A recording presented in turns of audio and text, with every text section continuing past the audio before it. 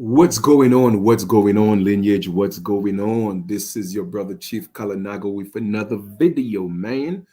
Right here, we're about to dive into some reading. We're gonna do some reading, okay? It's gonna be a lot of reading, okay? It's gonna be a lot of reading. So you may want to get a pen and a pad to take some copious notes. But as always, I always put the description and everything in the source of the information. I always put that in the description for y'all. All right. So we're going to do some reading right now and we're going to dive a little deep. All right. And always remember this, right? My videos are always for educational purposes, and I'm going to repeat this again. I always like to make this disclaimer. Okay. I don't have anything. Hold on for 1 second. I don't have anything against Africans. I don't have anything against Europeans. I don't have anything against Asians. Okay. But however, I got something against lies. All right. So I'm here to expose information and you do what you want with it. But like I said, I'm here to open up your mind and give you researchable information. Because remember, everything that we are taught and everything that we know, it came from someone else, right? And what we are taught, we always think that to be the ultimate truth. Well, no, there's other information that says otherwise. Okay, so the book we're about to read from is Civilizations and the Ancient Egyptians. And of course, I have actually covered some of that information already. So with that being said, I'm just doing a continuation and diving a little deeper. You feel me? All right. All right, I appreciate that, Coach Gang. Appreciate that. All right. My goddess Giselle. All right, what's up? What's up? What's up? Do me a favor, Lineage. Just go ahead and share that. Share the link. Share the link. Share the link. Let's get that information out there. But like I said, right? Of course, when you read the book from the beginning, and which I've already shown that the book spoke about South America giving civilization to Africa, which I've been talking about that for years. Okay, but it also speaks about the migration, thousands and thousands and thousands and thousands of years when mankind left Africa. Now, how people are being tricked is that people don't realize there's man and mankind. They never told you man came from Africa. They never said that. They said mankind. You see, people don't realize that, and they don't know who mankind is. Mankind is humans, the Human, but the Hueman did not originate in Africa. Okay, that started in the Americas. You see, like I said, man, you have to be able to know the truth and know how to decipher the truth and read. And I'm talking about a lot of reading, thousands of books to get that type of information. And of course, the ancestors got to communicate some of these things to you. All right. So with that being said, we're going to do some reading into civilization and the ancient Egyptians. And of course, I call that section of the lesson continued because I've already done some lessons on that before. So, and I have the information and the links in the description for you. All right. Love. Yes. All right. Goddess Ashley, welcome to the build. Who else we got? We got I think it's pronounced Hanef N Ajuma. All right, just giving you a little shout out. If I mispronounce any names, please, my brothers and sisters, forgive me. Okay, forgive me. Okay, by no means I don't mean any disrespect. All right, I got my brother Chief Blackbird White Tip. What the deal is? I mean, that's my brother for real. You did. All right. Oh, no doubt, Ashley. You already know. Ancestors came to me last night, and like I said before, I did a video last night. Well, actually, at dawn, because it was like about minutes to 5 a.m. Right, and they always come to me, but it was individuals. You know what I mean? Yo, the council came to me last night, so I know they were serious, and they said, Chief, it is time to organize, and they gave me specific directions. So I'm here to say again, anybody who wants to be a part of this movement that the ancestors gave me, okay, to put together, please send me an email, send me an inbox. My email is chiefkalanago@gmail, or send me an inbox on Facebook because they told me it's time. And like I said, the council came to me. I was nervous. All right. I was nervous, not afraid, but nervous. Okay. Because they never came to me in such force. All right. And I'm telling you, our ancestors are real. They are real. They are real. Okay. So let us proceed. Let me go ahead and share. Let me go ahead and share. Give me 1 second. Let me close this window because there's some music coming from outside, and I don't want any interruptions. Give me 1 second, please.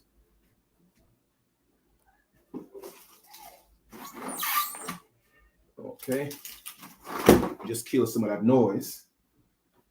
All right, beautiful. So we could get into this because, like, I just want to be in a zone right now because I have a lot of reading to do. All right. So, my brothers and sisters, let's do some reading. Reading is fun for the mental. Okay. And once again, like I said, I have nothing against no other ethnic group. This is about our story. All right. Our story got caught up in his story and it was mistorted, but you have to go into prehistoric books and other sources and then put everything together. Take a piece here, take a piece here, and then put the puzzle together. So that's what I've done. All right. So let me go ahead and share this and let's go to civilization and the link for this book, okay, or the portions of the book that they give us to read because they just gave us a few snippets from the book. If you want, you could buy the entire book. It's a good read, but we are going to read. And here we are. Man, I love to read. I'm excited. I am excited. So it's what is it? Civilization and the Ancient Egyptians. And it's by Katanga A. Bongo. All right. And of course, we have the introduction. Let me just kind of bring this down a little bit. We have the introduction, but we are going to go, I think, into they have human evolution. And like I said, you could read the human evolution. You could read that by yourself because the link is in the description. And of course, they talk about human. Okay, that's Human, and human means beast. Okay, that's what human means. So just want you to know that that's what human means. So they're talking about mankind. They're not talking about human, which is Hueman. And then there's another book. I have some information I'll read and show you that Hue, Hue, was the original Eve. The original Eve, okay, was the Hue. And then you had another Eve that gave birth to the humans. All right. But of course, your Bible won't teach you stuff like that. So let us go into the arrival, which is in chapter 2, the arrival of the South American Indians and the advent of ancient Egypt. I hope you're ready. Fasten your seatbelts. I am going to, however, break a few things down because you have to be able to break these things down to get the full story, right? So we're going to dive into chapter 2. I kind of gave you a premise of what chapter 1 is about, but you could read that for yourself. All right. The arrival of the South American Indians and the advent of ancient Egypt. All right. And I'm shooting to read, all the information we have, because like I said, they didn't give us the entire book, but whatever pages they gave us, I'm going to make an attempt to read it. So it's a lot of reading. So let's do this. According to oral African accounts, at the height of the great South American civilization, there was a famine in South America. So what a lot of people don't realize is that based on how the earth is tilted, I think every 13,000 to maybe 20,000 years, okay, because of the equator, South America and West Africa or certain parts of Africa, it's like they switch the forest, the Amazon forest, it switches, and sometimes it switches into Africa, and then the drought, or what you call the Sahara then ends up in America. So once again, when they tell you, every time they do this African DNA, they tell you you're from the South, from the Sahara, they're not telling you which Sahara. They're not telling you where they got that data. It could have been, they're tricking you, not telling you the full details that every 13,000 years, because of the tilt of the earth, the Sahara that's in Africa, it switches and the rainforest goes into Africa. Okay. And that happens. Geological facts. All right. So now the Sahara Desert comes into South America, and then the Amazon goes into Africa. So you have to be very mindful with this commercial DNA test that's always putting us in the Sahara, when the truth is they're literally telling you from the Americas, because all Sahara means is desert, dry, and what sub means is under. And if you look at the map and you look at under Africa, you'll see right next to the Sahara, you'll see what's under the Sahara Desert. It's South America. Okay. So they're telling you the truth, but not telling you the truth. All right. So let us continue reading. There was a prolonged drought that led to widespread famine. Their gods ordered them to take to the sea and travel in a given direction, and they would find some people who will give them food. All right. A very strong balsa raft was made, and the strongest young sailors in the land were chosen to undertake the journey. And that's, of course, based on oral tradition, right? When the chosen sailors took to the sea, they followed a trail of man-made artifacts that floated on the water. This trail of artifacts led them to the northern part of Africa. They found a land that was wet and lush, with grass and trees. Following their trail of artifacts, they sailed along the coast of North Africa for several miles. The coast was pristine, with lots of trees and vegetation, but there was no sign of humans. Finally, they saw a large river that flowed into the coast. There was a large concentration of artifacts at the point where the river flowed into the sea. The large concentration of fresh woven artifacts in the river was an indication that there were humans somewhere up the river. They stared into the river and sailed for several inland. Finally, they spotted some humans at the bank of the river, drawing water and trying to hold on for a second. Hey, what's up, Bobs? What's good? Yeah, I haven't heard anything from anybody yet, so that's why I haven't called you yet. Well, I called him earlier, but it went to voicemail. And I called Simi, but he told me, just to let him know. So I haven't heard anything. So I'll make a few calls and I'll let you know what's up. All right, cool. All right. All right. My apologies, Lineage. I had to take this call. Let me get back to the live. Give me 1 second, please. Let me get back to Facebook here. All right, cool. Here we are. Okay. So it says humans, but so here we go. Finally, they spotted some humans at the bank of the river, drawing water and trying to trap fish with baskets. They called out to the humans, but the humans got frightened and fled. Now, pay attention to this, my brothers and sisters. Pay attention to this, because you see, if you don't know truth and you haven't studied deep enough, okay, and you don't have enough information, this could throw you off. And that's how they catch people. So let us read the next paragraph, all right? In fact, let's read that paragraph again. It said, they called out to the humans, but the humans got frightened and fled. The sailors tied the raft to the trees, got out onto the bank of the river, and waited. They did not wait long. A group of primitive black men wearing grass skirts,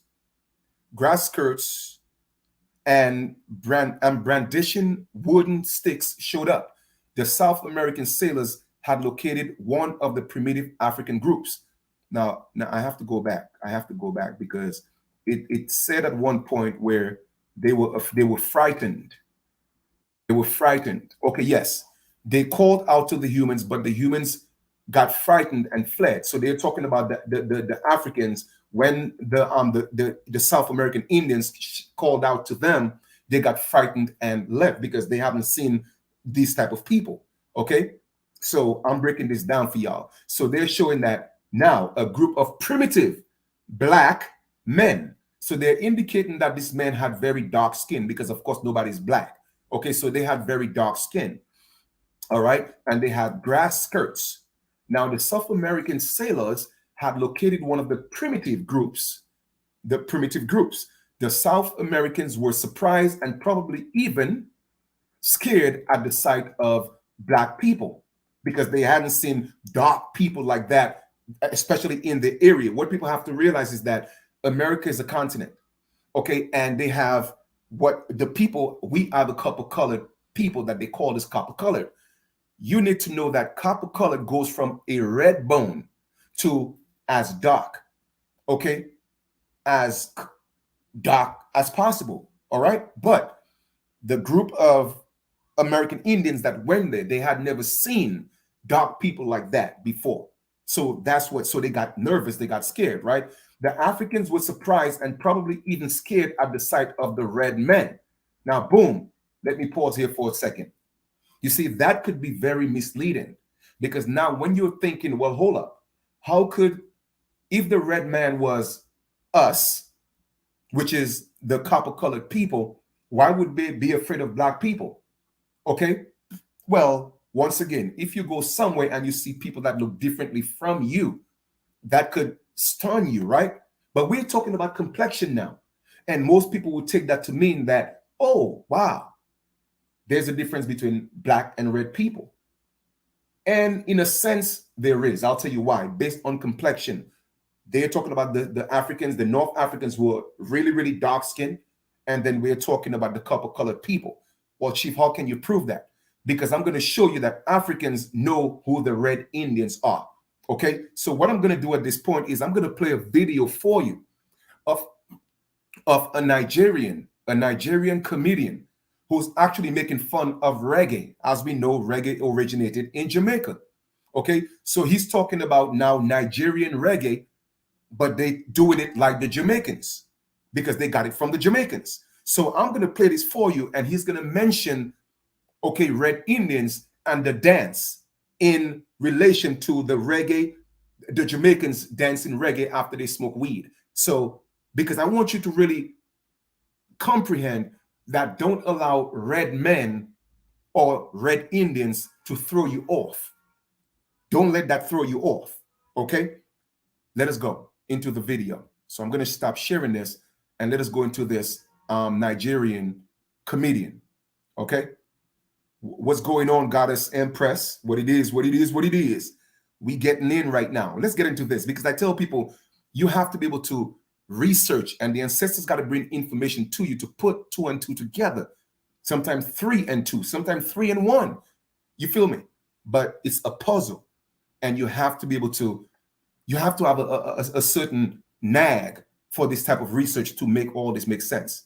Here we are. I'm going to share this. Pay attention. So let me give you a premise of this video. When you go to, and I think I put that in the description as well. When you listen to it, it is basically talking about, he's a comedian, okay? And then when he starts talking about the reggae, he's associated, of course, with the Jamaicans, but Nigerian reggae and what they do, but they do like the Jamaicans, all right? Pay attention, my brothers and sisters. Pay attention. Play something.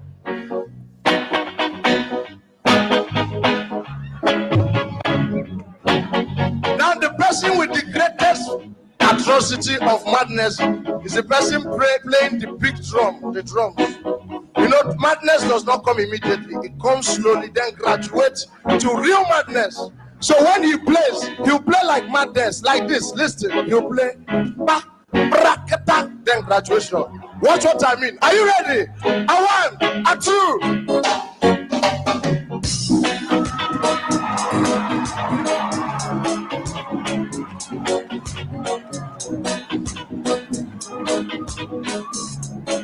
Is this not reggae music?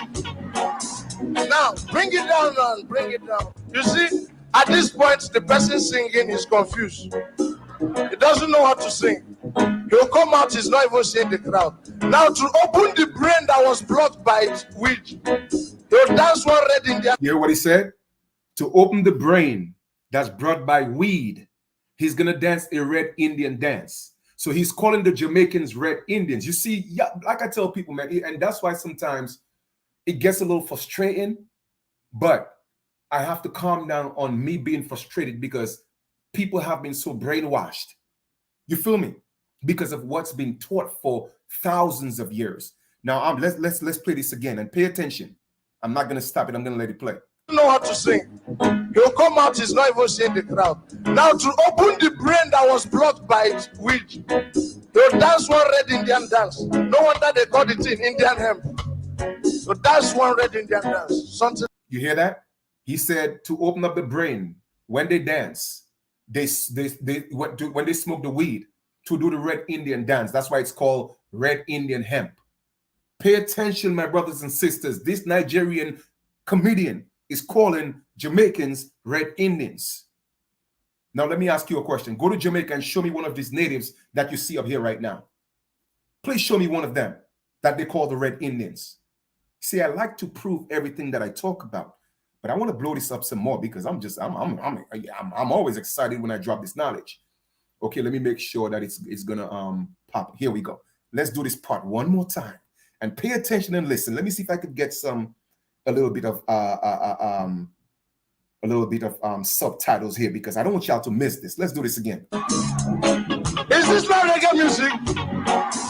Now, bring it down, man. Bring it down. You see, at this point, the person singing is confused. He doesn't know how to sing. He'll come out, he's not even seeing the crowd. Now, to open the brain that was blocked by weed, he'll dance one Red Indian dance. No wonder they called it in Indian hemp. So that's one Red Indian dance, something like this, to clear the brain. Really? Come on.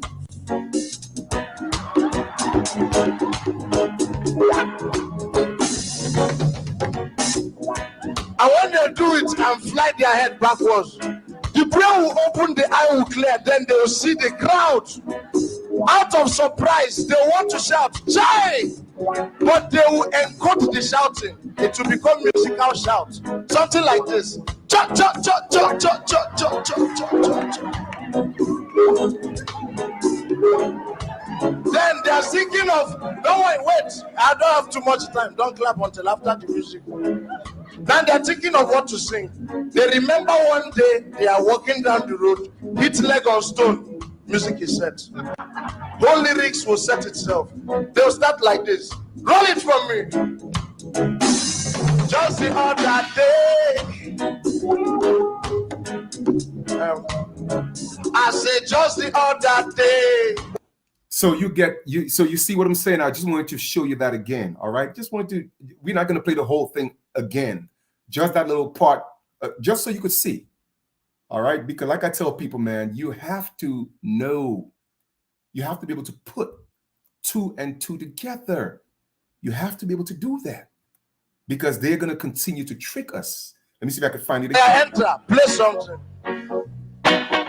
Then graduate to real madness. So when he plays, he'll play like madness, like this. Listen, he'll play.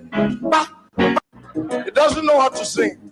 He'll come out, he's not even seeing the crowd. Now to open the brain that was blocked by weed, he'll dance one Red Indian dance. No wonder they called it in Indian hemp. Yeah, that he will dance. The Jamaican will dance one Red Indian dance. No wonder why they will call it Indian hemp. Okay? So that's one Red Indian dance. That's one Red Indian dance. Like this to clear the brain. To clear the brain. Really? Come on. Weed. All right. So I just want to show y'all this. So when you see Red Indian, don't think Red Indian is this pale-skinned natives that they're talking about. No. You see, that's the trickery that they're using. And I've already shown y'all this. But before we go back to the reading, I'm just going to confirm and give you more solidification that this Nigerian man knows what he's talking about. This Nigerian comedian, know what he's talking about. Okay? He knows what he's talking about. So this is what we're going to do. We are going to share this again, but not the reggae. I'm going to show you what ruddy animals look like. A ruddy. And what ruddy means. Ruddy means red. So let us look at ruddy. What does it say here? Look at the ruddy animals. You see that? Copper colored. That's what ruddy looks like. You feel me? Let's look at ruddy bulls. I've already shown you this. Ruddy bulls. Boom. This is what they look like. This is what they look like. Okay? This is what they look like. A ruddy bull. They even have a dark-skinned one all the way to the right. That you could, somebody would clearly say, hey, you know what? That's probably black. You feel me? But the point I'm making is that's what ruddy is.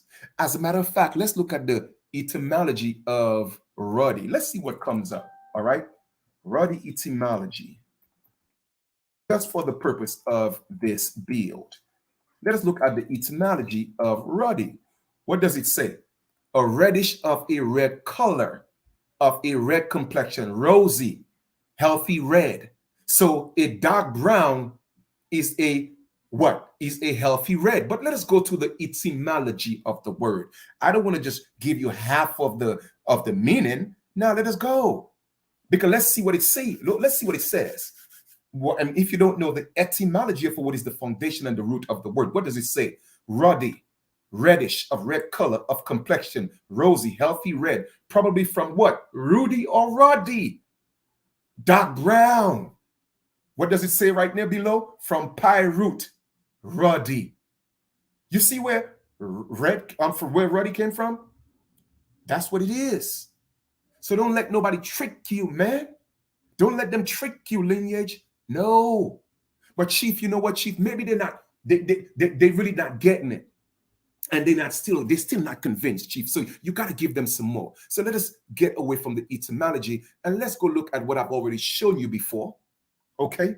Let's go. I've already shown you this, but just for the purpose of this lesson, we're going to look at Crayola Indian Red. And you tell me, look at Crayola Indian Red. They used to have it in schools, but they take it out of schools because you know why?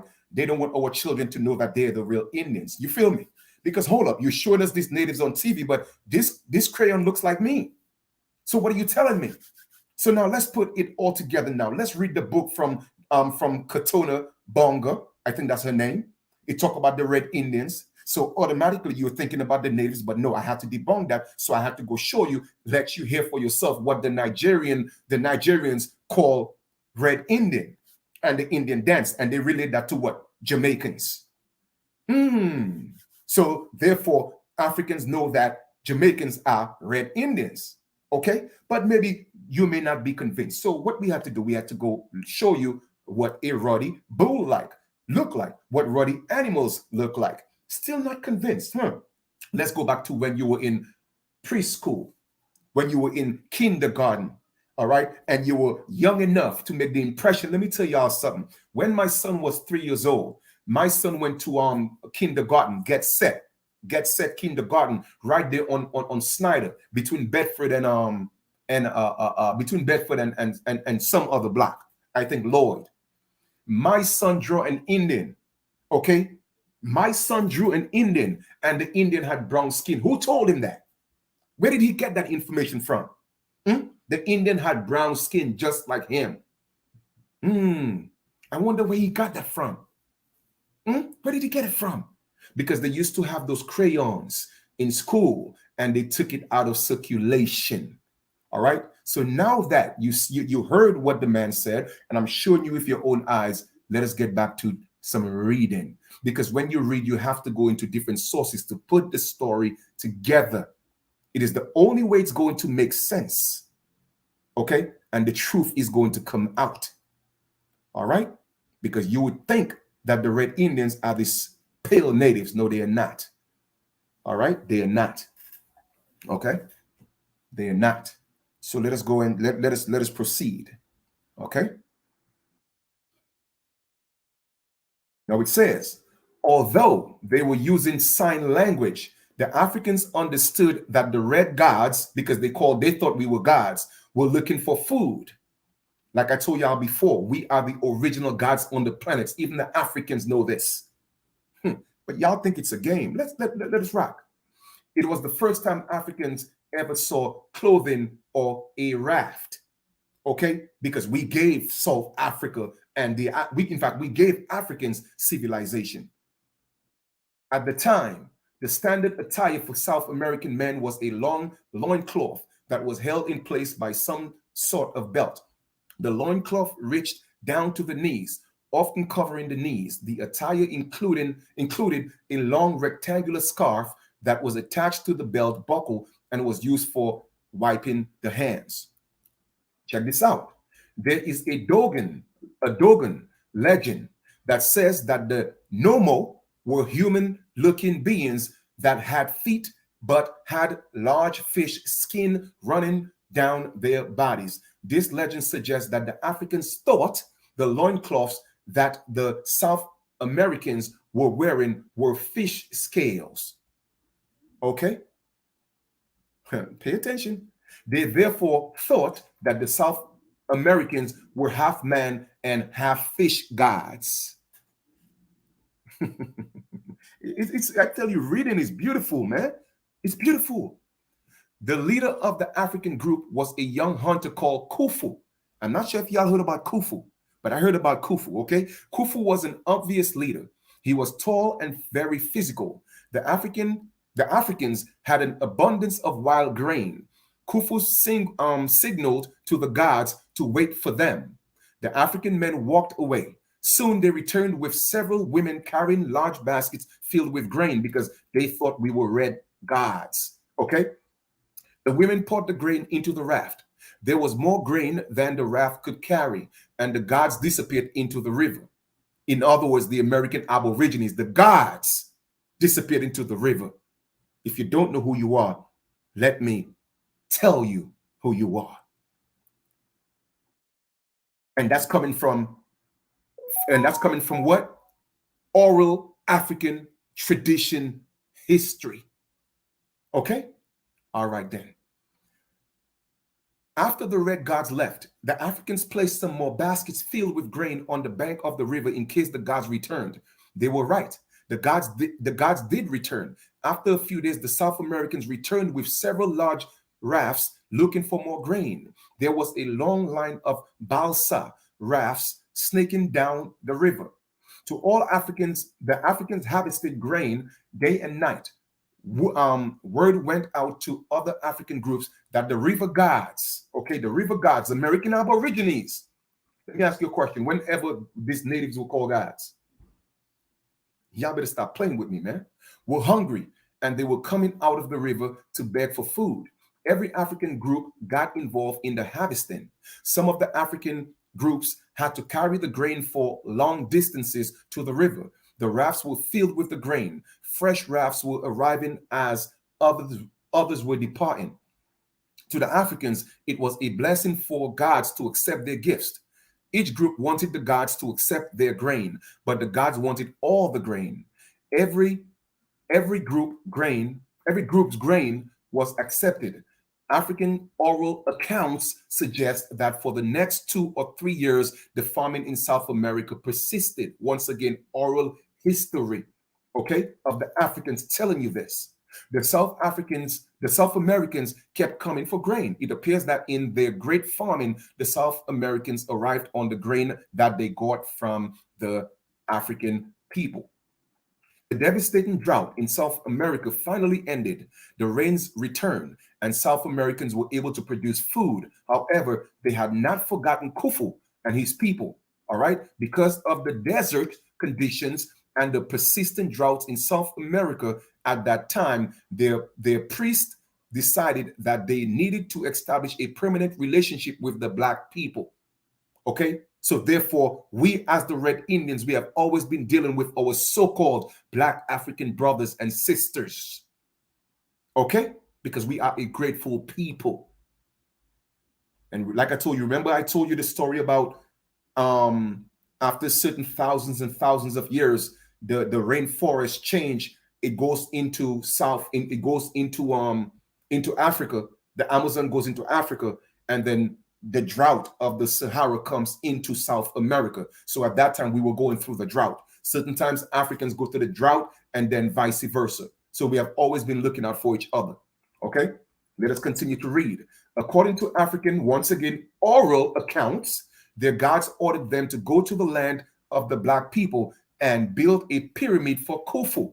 So have you heard of the Khufu pyramid? So when they tell you about, oh, that came from Kemet, and no, we built it for Khufu as a thank you, because we had the primitive and we had the original pyramids. That's why South America got the most pyramids in the world and the most ancient pyramids in the world. We built the pyramid of Khufu. Y'all think it's a game, huh? Several raft loads of pyramid builders arrived in Africa. What does it say? Where did they come from? From South America. Several pyramid builders arrived in Africa, complete with supplies and support staff. With the help of the Africans, they built several houses that were made of circular and rectangular mud huts, roofed with dry, tall grass, because we were building long houses, and we brought that to Africa as well. This simple and yet ingenious architecture was a novelty of the Africans. For the first time in the history of South American Indians, they had set up a settlement outside of South America. Okay? For the first time, we mingled with our brothers and sisters in Africa. At least that part, I'm assuming. The civilization that we know today as ancient Egypt had begun. In other words, we just gave birth to Kemet. Y'all think it's a game, man. Let me stop sharing this. Let me stop sharing here for a second and come back to this to make sure y'all with me, man. If y'all with me, do me a favor, please, and drop some 9s in the chat, because like I said, we are going to school right now. We're in class. We're not going to school. We're in class right now. We're in an actual university right now. Do me a favor and drop some 9s if you're getting this. Because people out here playing these games, I ain't got time for the games, man. No. I'm here to drop it on y'all. Okay, that's what's up. I'm seeing them 9s coming, because you know what 9 represents. You feel me? The 9 ether beings. All right? So check this out. Let us proceed. Let us proceed, man. All right, Adon. You have that book. Beautiful, beautiful, beautiful, beautiful. That's good. That's a beautiful thing. Let us proceed. Let's read some more, because reading is fun for the mental, man. All right, let us go. The civilization that we know today as ancient Egypt had begun. And that's why I tell people Egypt is a concept, and the original concept of Egypt started in the Americas. Okay, it was the first time that the pyramid civilization was taken outside of where? Can anybody tell me what it says? Please do me a favor and type it in and tell me, what does it say? It was the first time ever. It was the first time that the pyramid civilization was taken outside of where? South America. Okay? It also marked the beginning of the interaction between South America and Africa that lasted 6,000 years. 6,000 years. Now do the math. 6,000 years. How old the Bible tell you the world is? 6,000 years. When did Genesis start? 6,000 years ago. So what are they talking about? They're talking about the birth of mankind. Y'all think, man, y'all don't play with me, man. Don't play with me. Don't play with me. So when we go to Genesis chapter 1, they're talking about a civilization that existed before the Adam in Genesis chapter 2, which is the 9 ether beings. Y'all think it's a game? Let's proceed. Let's proceed. I'm just getting started. The beginning of ancient Egypt. When the red people, in other words, when the American Aborigines, us, the so-called black people in America, the so-called African Americans, when us, the red Indians, that's who we are, the copper-colored Indians. Okay? When the red Indians, the copper-colored, the American Aboriginals first set up a settlement in the land of the black people. Okay? Our African brothers and sisters, but like I said, they're not black. It was just a darker hue. All right? Communication between the two groups was mainly through sign language, because we did not speak the same languages. All right? They revered each other. In other words, we had respect for each other. However, the Africans had the agricultural land. The South Americans had what? The civilization. The South Americans revered the Africans because of the amazing agricultural potential of the land. And the South Americans believed that it was the gods who provided rainfall and good harvest. The Africans, they reasoned, must have very good gods. Okay? From the beginning, the Africans thought the red men were gods. Even after the South Americans had set up a permanent settlement, the Africans still thought of them as gods and treated them as gods. So let me tell you something, man. Goddess Ashley, I put the link in the description for y'all. All right? I put it in the description for y'all, but you could also go look for the entire book and go buy it off Amazon. All right. So that information is in the description and it's also in the beginning of the video. All right. So check this out. From the beginning, the Africans thought the red men were gods. Even after the South Americans had set up a permanent settlement in the Africans still thought of them as gods and treated them as gods. So like I told y'all before, when these so-called DNA companies, all right, tell you that you're from Africa, they're giving you the DNA of your ancestors that moved to Africa, that went to Africa, and tell you that you are Africans because they're not telling you the story. You see what you see what I'm saying? You see, when you don't know, you don't know. When you don't know, you don't know. That's why over 99% of all of the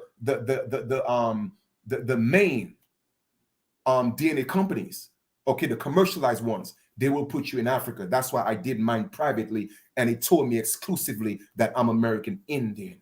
And of course, y'all saw the video with my grandmother. I went all the way to the early 1700s, 1720, even before that, and there was no story of no slave, no stories of Africa.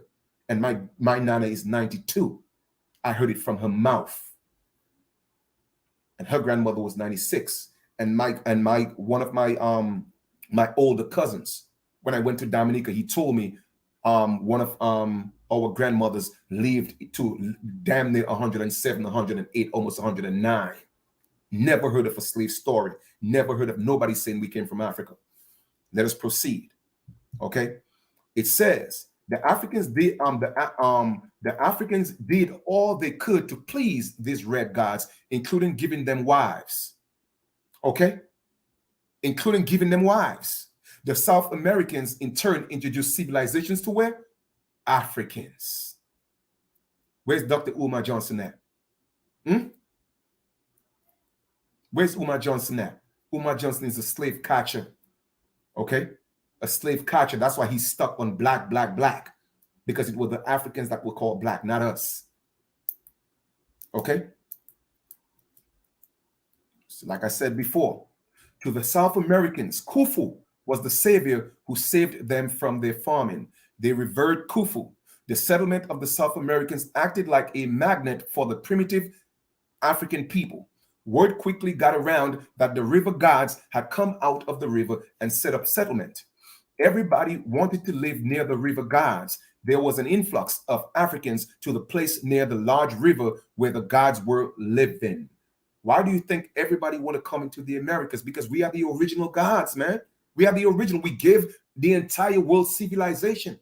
Okay, Africa was the second part of the world to get civilization, and then from Africa they took it into Asia and Europe. So y'all better know what's going on. Let us read. The settlement quickly grew.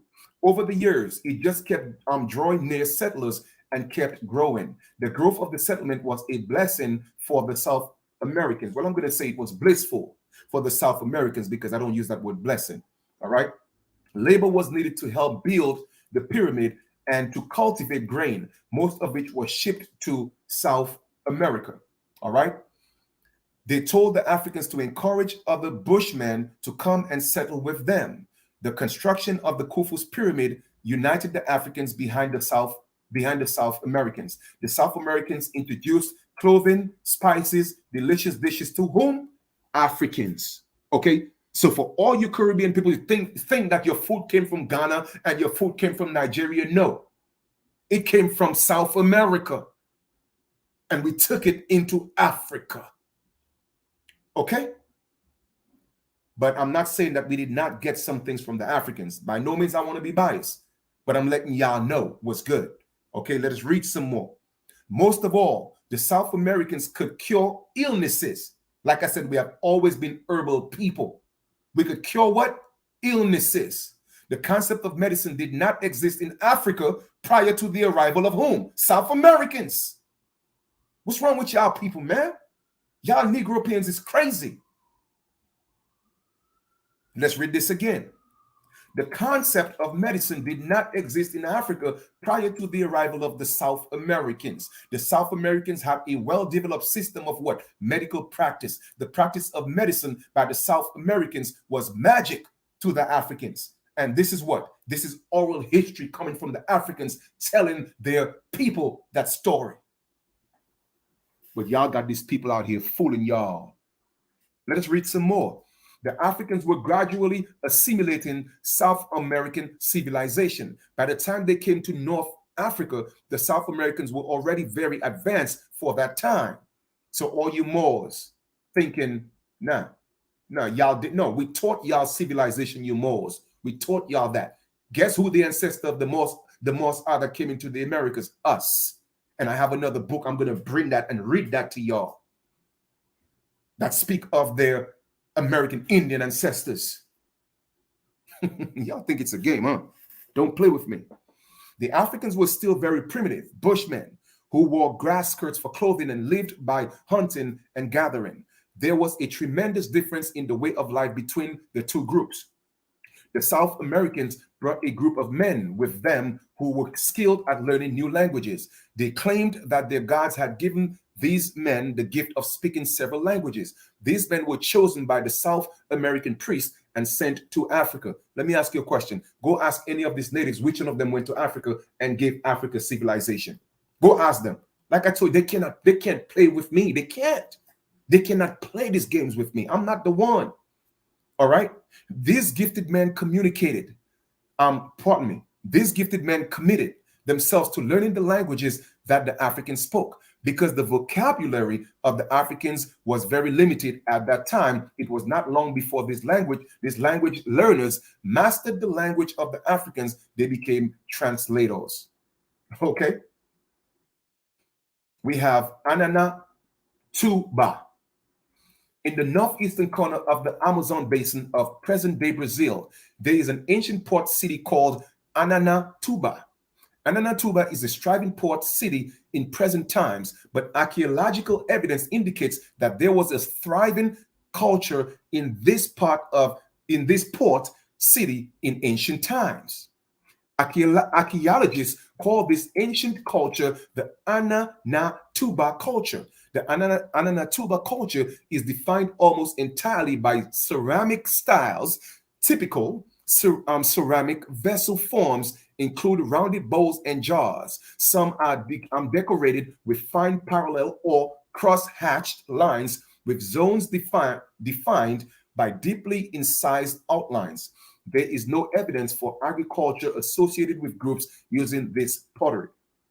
It is worth noting that the name Anatuba is a West African name. The ceramic styles of Anatuba culture is the same as the ceramic styles that exist in most West African cultures in present times. All this evidence indicates that it was from Anatuba that the South Americans were making the commute to Africa.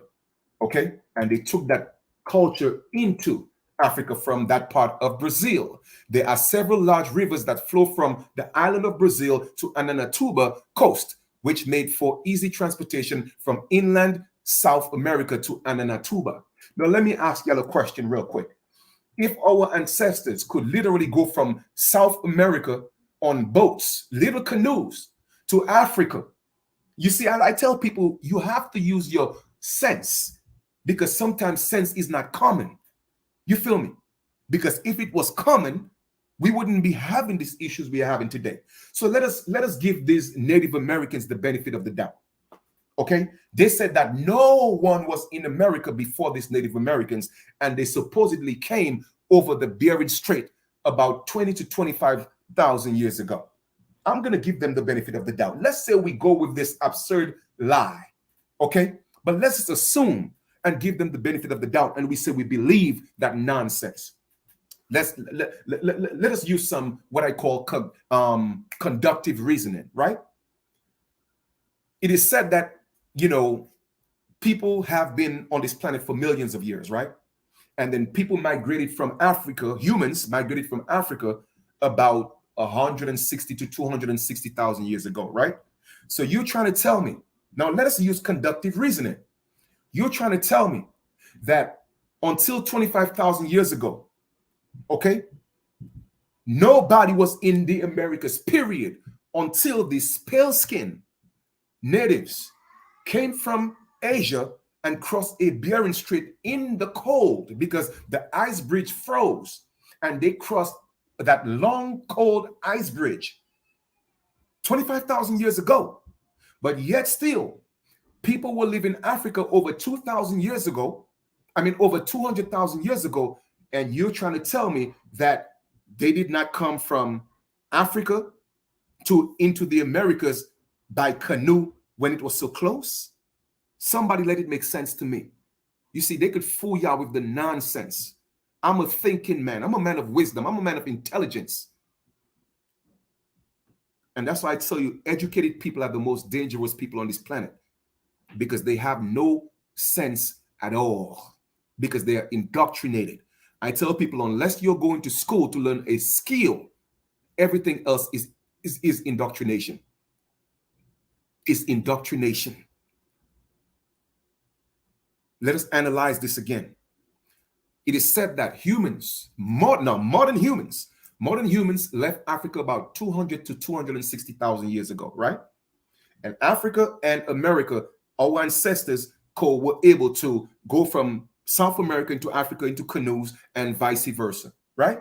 So you're trying to tell me over 200,000 years, nobody came into the Americas, nobody at all from Africa or vice versa. Let's just say America was empty, right? Nobody from Africa came into America over 200,000 years ago, but only 25,000 years ago, a bunch of pale-skinned natives decide, you know what?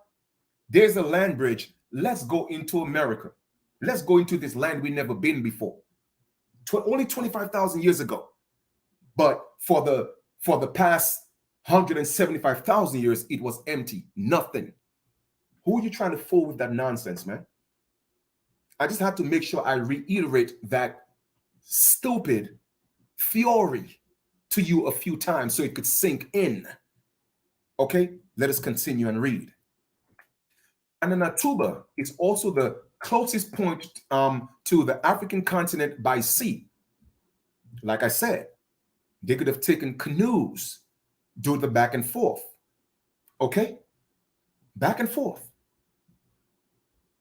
But yet still, America had nobody 25,000 years ago, and then these natives came into America, but yet still, Africa is closer to us than where these natives came from. Okay, makes a lot of sense, particularly on an ice land bridge, right? All right, the Bering Strait. Full move that nonsense.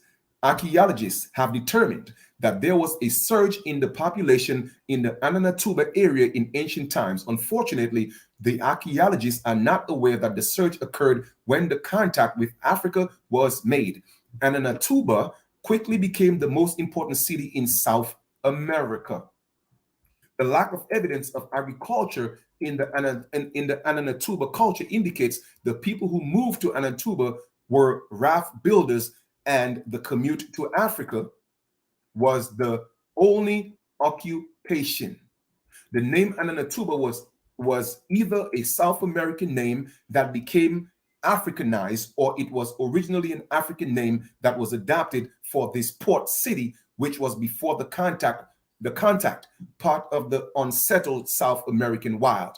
For the next 6,000 years, it was from Anatuba that the South Americans made the commute first to North Africa, then later to Western Africa and Southern Africa. Okay? Man, listen, y'all think it's a game. The Great Water. One enduring mystery that the historians and anthropologists have uncovered in the study of African culture is the reference by several indigenous African tribes to the Great Water. Some African tribesmen insist that their ancestors came from the Great Water. The Great Water was the expression that the South Americans used to describe the ocean between South America and Africa. And Anatuba was at the edge of the Great Water. For more than 6,000 years, the South Africans referred to the ocean between South America and the African continent as the Great Water. So in other words, these Africans are telling you that their ancestors came from the Americas from the Great Water. Man, I just have to laugh, man. And we're not talking about his story. We're talking about oral tradition from the Africans. From the Africans. Okay? Why do you think they want to come here? Because they know a lot of them are coming home. It is not the other way around. When the Incas destroyed the Moshe Empire in the 15th century, most of the Moshe tribesmen fled to West Africa and Southern Africa. Didn't I tell y'all that in different videos? How do you think a lot of the Inca civilization and a lot of the pyramids went into Africa as well? Because of encroaching invaders. They fled to what? West Africa. So my brothers and sisters, when they tell you that you're from West Africa, you're telling yes, because those are your ancestors, because they came from the Americas.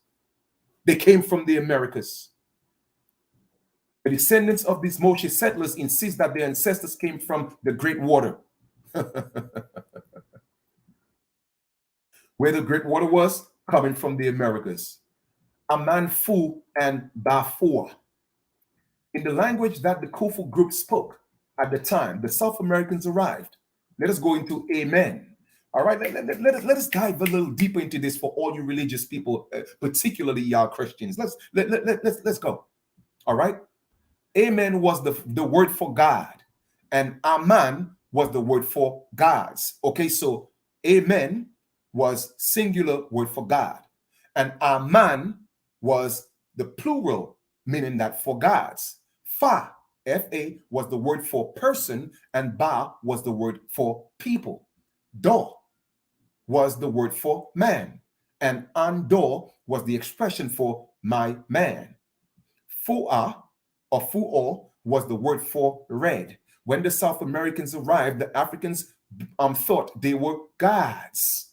Okay, it's been reiterated again. They thought we were gods because of that, because we had a full complexion. Okay, when the South Americans settled, the Africans quickly realized that they were people just like them. That was when the Africans started referring to South Americans as Bafu'o, red people. Let's proceed. Go ask these Native Americans to share that story in their culture for you. When did they go to Africa and they were called Red Indians? Go ask them to share that with y'all. Y'all Negro pins, man. I keep telling y'all, man, don't play with me. That name stuck. For the entire 4,000 years of ancient Egypt, the Africans would refer to the South Americans as what? Indians, as Bafu'o, the red people. So you see where it came from? It did not come from the pale man. It did not come from the pale man. We have been called the Red Indians for over 4,000 years. In fact, going on 6,000 years. Now, Pharaoh. One of the most enduring legacies of the early African language is the widespread use of the word Pharaoh. Fa was the word for person, and ro was the word for head. Pharaoh means head, person, or leader. When the South Americans first came, Khufu was the Pharaoh. Okay, that's where the word Pharaoh came from. Oh man, chief. Oh, no. Let us go now. For the next 4,000 years, leaders of ancient Egypt were referred to as Pharaoh, the original name. Okay, the original name is not Pharaoh. It was Pharaoh, F-A-R-O. We have Kam Aten. When the South Africans first came to Africa, when the South Americans first came to Africa, the formal naming of the land did not exist. Okay, either in Africa culture or South American culture. The language of the South Americans, Kam, K-A-M, was the word for black. Aten was the word for land. The South Americans referred to the land of Africans as Kam Aten, meaning that the black land. So guess who named Africa the black land? South Americans. We did. We did, because they had a darker complexion than us. In our complexion, we have an undertone, a red undertone tint. In most Africans, okay, that are dark skin, you cannot see that red undertone tint. They don't have that. Okay? This name stuck. For the next 6,000 years, the land of Africans was referred to as Kam Aten. What are What we are calling ancient Egypt today was actually referred to as Kam Aten by South American Indians, even before it was called ancient Egypt. Kam Aten. Okay? Clothing. Cotton-based clothing, as we know it today, was invented by whom? The South Americans. Oh my goodness, Chief. I don't know if they're ready for this. I don't know if they're ready for this, Chief. Man, do me a favor, man. Woo! Do me a favor, Lineage. Go ahead and type some nines in the chat, man, because like I said, I'm getting too excited here, folks. Let me just get some water real quick. Drop some more nines while I'm getting some water, please. Because we got some more reading to do.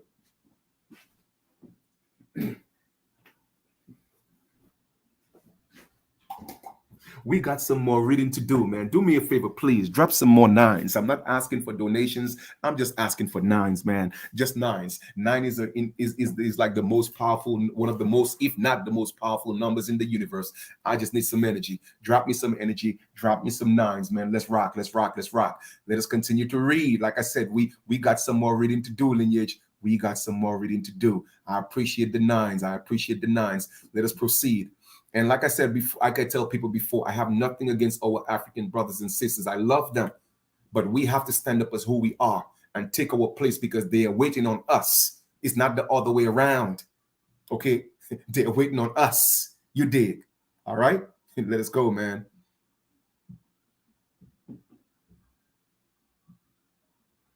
Because we have a red undertone, my goddess sister. All right, we have that. All right. Let us proceed. So I want my African brothers and sisters to know this is not a video, or my lessons is not to put them down. You see, most of them already know the truth. We are the ones that's here that don't know. So I have to teach my people the truth because we have to stay. Yes, nothing wrong in uniting, but we have to unite as American Aborigines because that's who we are. Okay? Because we have to reclaim our birthright. So let me go ahead and share this and let's continue the reading. All right. Now, like I said, cotton-based clothing, as we know it today, was invented. Okay. It was invented by South American Indians. Our ancestors invented, okay, cotton-based clothing. Why aren't we coming together and bringing some type of lawsuits to every company that use cotton today? We should be getting a piece of that. Each and every one of them. We should be getting a piece of that. But now we out here fighting each other. We don't know how wealthy we are. You feel me? And that's why the council came to me last night. They said, Chief, it's time. It's time. And only rock with those that want to rock. We'll do the rest. So I'm obedient. And like I told y'all before, anyone who want to be a part of this, send me an inbox, please, after this video, or send me an email. chiefkalanagoflyingeagle@gmail.com. It's time. It's time. All right, let us proceed. The invention of the clothing is the greatest invention in all of human history. It is also the most important invention. Unfortunately, modern historians have consistently refrained from making this important historical milestone known to the greater public. Okay, by the time the South Americans came to Africa, they had already invented and used cotton-based clothing for several centuries. You hear that? For several centuries. But now they will not give us the credit. Okay, they will not give us the credit. No, they refrain from making it known, the historical milestone that we invented clothing. They will not tell you that. No, why should we tell these black people, African Americans, that they are responsible for that? They took it to Africa. No, they wouldn't tell us that. But I'm telling you our story. This is our story. That's why it's called a mystery. Mystery means my story. So we are actually unfolding the mystery right now. My story, our story. Let us stop focusing on his story. That's the brainwashing aspect of what we have been dealing with. Let's proceed. Because their civilization was based on agriculture, the invention of something to cover the body came out of agriculture. And let me tell you, and guess who created agriculture? It was our women down the Nile. That's why I love our women. I'm just teaching you because I want you to rise back to your power. You feel me? Before they invented cotton-based clothing, they wore animal skins and woven grass skirts. The grass clothing was woven from very thin but strong, dry grass. The thinner the grass, the more comfortable was the clothing. Clothing woven out of grass took a long time to make and did not last very long. They quickly realized that they needed thin grass that could last a long time. At the time, cotton existed. Let's read this. What does it say here? At the time, cotton only existed where? In South America, and it was just another weed to us. So when you talk about Asia, we gave Asia cotton. When you talk about Europe, we gave Europe cotton. When you talk about Africa, we gave Africa cotton.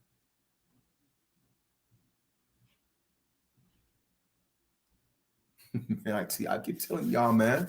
Let's read this again.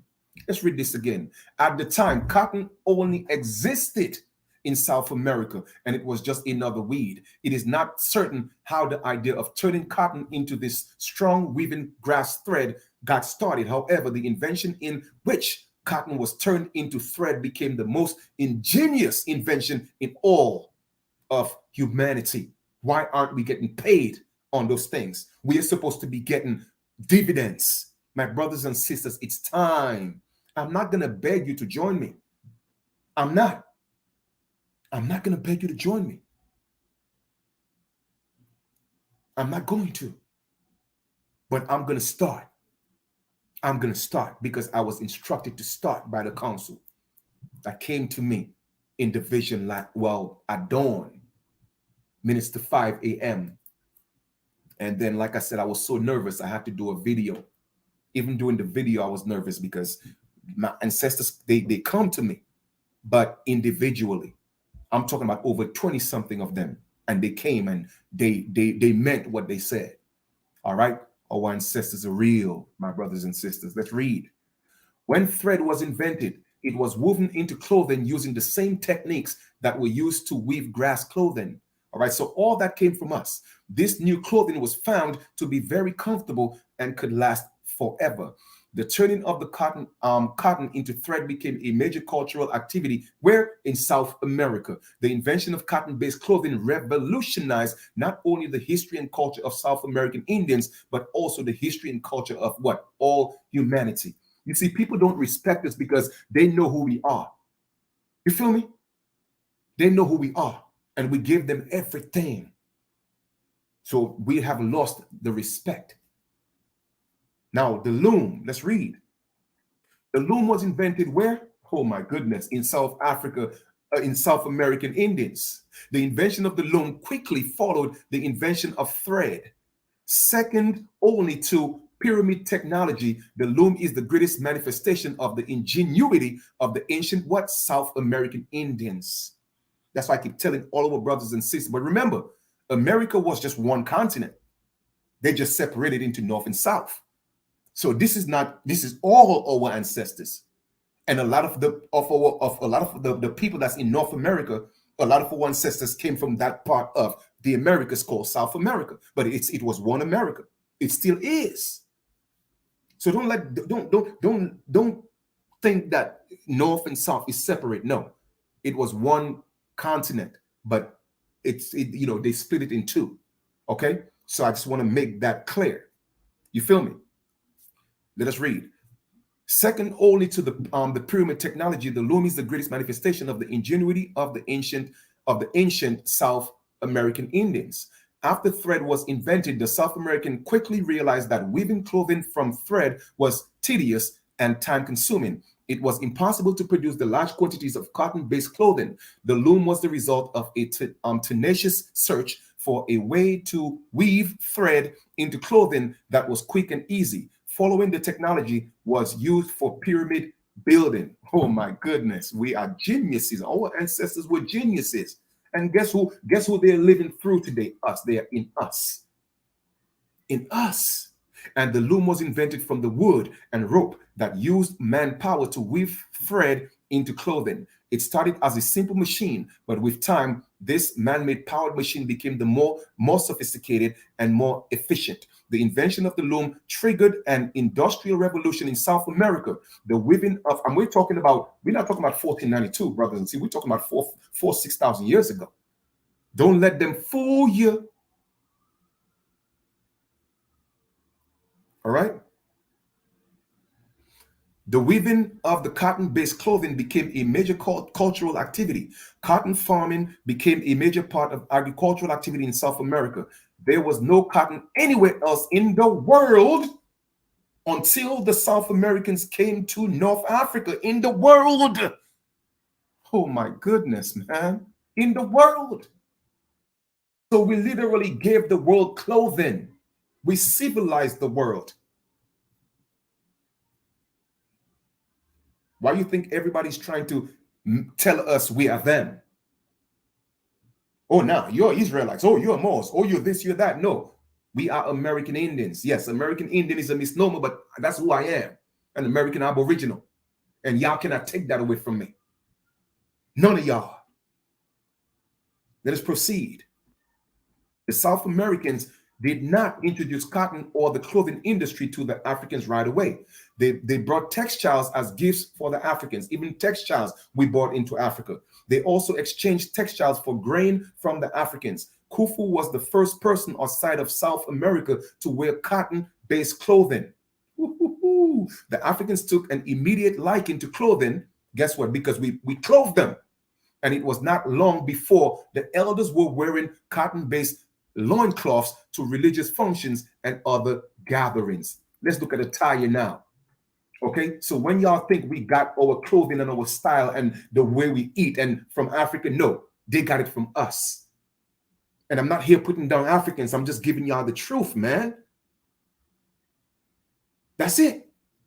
At the time that the contact with Africa was first made, typical male attire in South America consisted of a rectangular loincloth that was held into place with the same form of the belt. That loincloth, this loincloth typically reached down to the knee. Doesn't kind of remind you of the Mason skirt or the things the Masons have? Guess where all that concept came from? The loincloth. It came from South America. In addition to the loincloth, the men wore a long, narrow scarf that hung from the belt buckle. Okay, this scarf was primarily used for wiping the hands or wiping the face. African men at the time wore grass skirts. Okay, the transition from grass skirts to cotton loincloths was quick. The South American attire quickly became the standard male attire for the emerging ancient Egyptian civilization in Africa, what you call Kemet. We built Kemet and we gave it to Khufu. We give the pyramid of Khufu, we gave it to him as a gift, because when it was our turn to have the drought, we went into Africa and we got grain. For the next 3,000 years, not 1492, the next 3,000 years, the rectangular loincloth would be the standard male attire worn in Egypt. So when y'all see the movies, am I opening up your mind, my brothers and sisters? When you see the Egyptian movies and you see the loincloth with the, the way the Egyptians dressed, guess where it came from? That concept came from South America. The scarf was like a designer accessory. We were making designer clothes 3,000 years ago. That was worn by rulers, priests, and wealthy people. Can I get some nines for our ancestors? Y'all think this is a game? No, it's not. Typical female attire consisted of a large rectangular cloth that covered most of the female body from the chest down to the knees. So my sisters, cover up your bodies. Our ancestors did not walk around with their ass out all day. That's why I don't respect that. Because I know who my ancestors are. I know where I came from. I honor that. Nowadays, y'all always want to show titties, always want to show ass. No, that is not our culture. The female cloth did not have a belt. The cloth was held in place by tucking one end of the cloth into the rest of the cloth under one armpit. Female attire also typically included a long, narrow, rectangular cloth that was used for tying the baby to the back. Guess where that came from? That came from the Americas. All right. This South American female attire, it didn't say African attire. You see, when the Africans have the baby tied around their back, that came from South America. What does it say? This South American female attire. This South American female attire became what? The standard female attire in ancient Egypt. Tying the baby on the back of the cloth. That's our tradition. The tradition of tying the baby to the back still remains one of the most enduring legacies of ancient South American Indian culture. In present times, this tradition exists in nearly every African culture and in every indigenous South American Indian culture. You see that? So when you see the babies on the back tied with the thing, no, that came from us, man. We taught that to the Africans. In fact, tying the baby to the back is one of the strongest indicators of an ancient Egyptian civilization. And guess who brought the ancient Egyptian civilization into Africa? South Americans. Let's talk about names now. I want to play with me, and we're talking about oral history. This is the oral history of Africans telling you these stories. One of the most overlooked pieces of evidence in the study of human civilization is the similarity of names between indigenous South American tribes and indigenous African tribes. African historians have consistently not been aware of a lot of indigenous African names that exist in South America. Western anthropologists are either unaware of this similarity or are deliberately ignoring it. It's either they don't know or they're doing it on purpose. When the South Americans came to build the Khufu's pyramid, who built the Khufu's pyramid? Yes, our ancestors. The pyramid builders had names like Zuma, Montezuma, Asibi, Tia, Agana, Dekura, Avocado, just like avocado, and the red bird. All those are American Indian names. The Africans quickly did what? Imitated these names. What happened to Uno, man? What did blood clot do, Uno? You think I'm playing? I'm about to turn into a Jamaican. Listen, man, don't play with me, man. Don't play with me, Dread. Because I could talk like a Trini too. I could switch it up. All you think is joke. I joking. I ain't joking, Dread. This is real thing I talking there, you know. See how I switch it up? Man, y'all think it's a game. It's not a game, man. No, it's not. Let us read. Today, these South American names can be found in several African tribes, and for some African tribes, they are the most common names. So guess where the African names came from? South America. It's funny to me because they got y'all tricked. They got y'all tricked. Okay? They got you running away from the motherland. They got you running away from the land that gave the world civilization. All right. But like I said, I'm in tune with my ancestors, though. As the interaction between the Africans and South Americans continued, more South African names became African names. You hear that? More South American names became African names. Besides, because of intermarriage, most of the South Americans never returned to their land, and the names that they had quickly became African names. So yes, a lot of our ancestors became Africans, and that's why when they tell you, oh, your DNA show that you're from Africa, now you know why. Because they are our ancestors over there. As time went by, names like Adu, Badu, like Erica Badu, like Erica Badu, like Erica Badu, Amoa, Anima, Kobina, Kamina, Asamoa, Aqua, Ama, Amini, Asunka, Ata, Apia, Moshe, like Moses, Awusu, Iwusi, Kodjo, like Kujo, Kwisi. Hear that name Kujo? Kuntu, like Kunta, Kunta Kente. Guess what?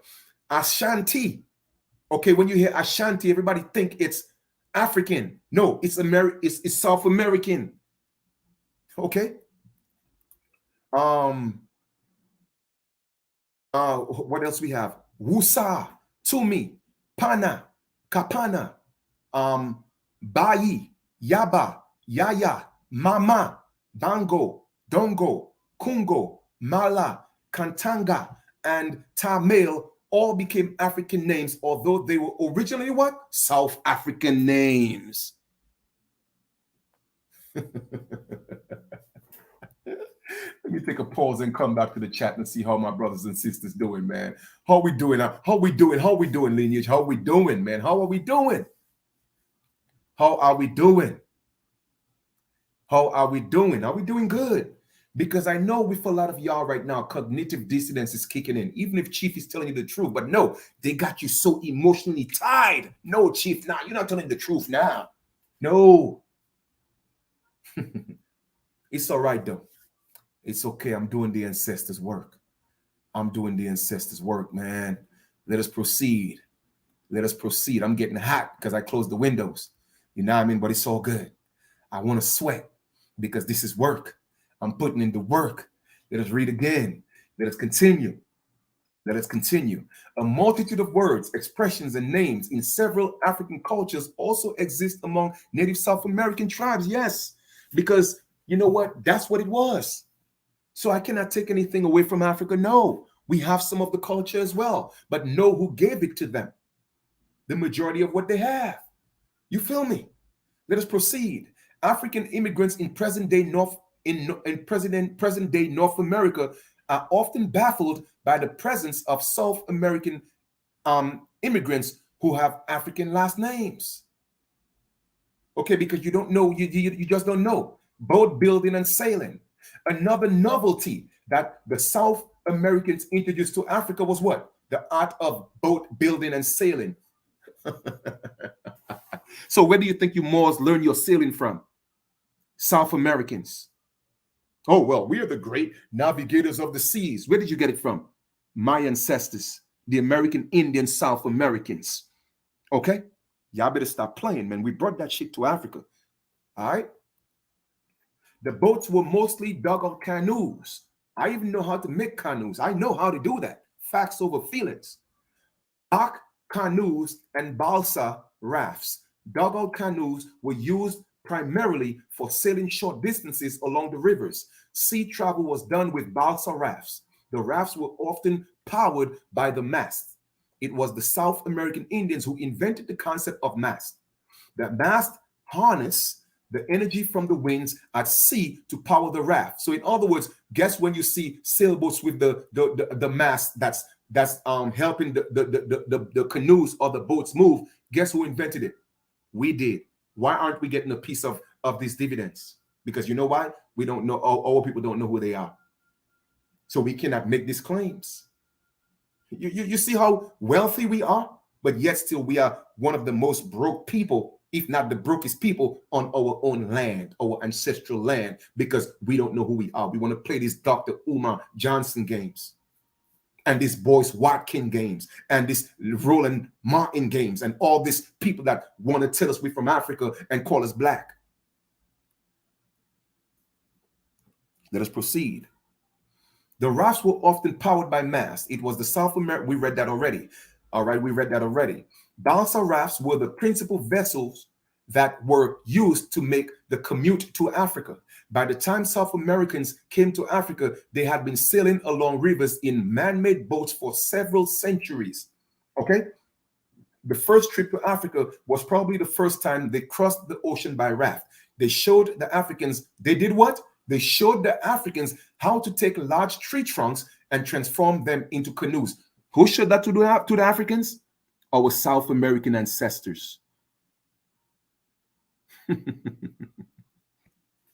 All right, then. Finally, they showed the Africans how to sail up and down the rivers. There was an abundance of boat-making material on the land of the Africans. Boat building became the first major activity besides hunting and gathering. For whom? The Africans. And that was over 3,000 years ago, my brothers and sisters. 3,000 years ago. But now, our story started in 1492, huh? That's what they told y'all, huh? Nah, we've been dealing with our African brothers and sisters for thousands of years. And like I said, I have nothing against them. I just want to speak the truth. I want the truth to be told. Let us go to the wheel.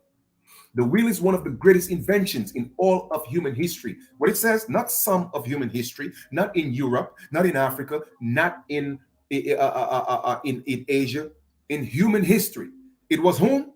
It was the South African Indians who invented the wheel.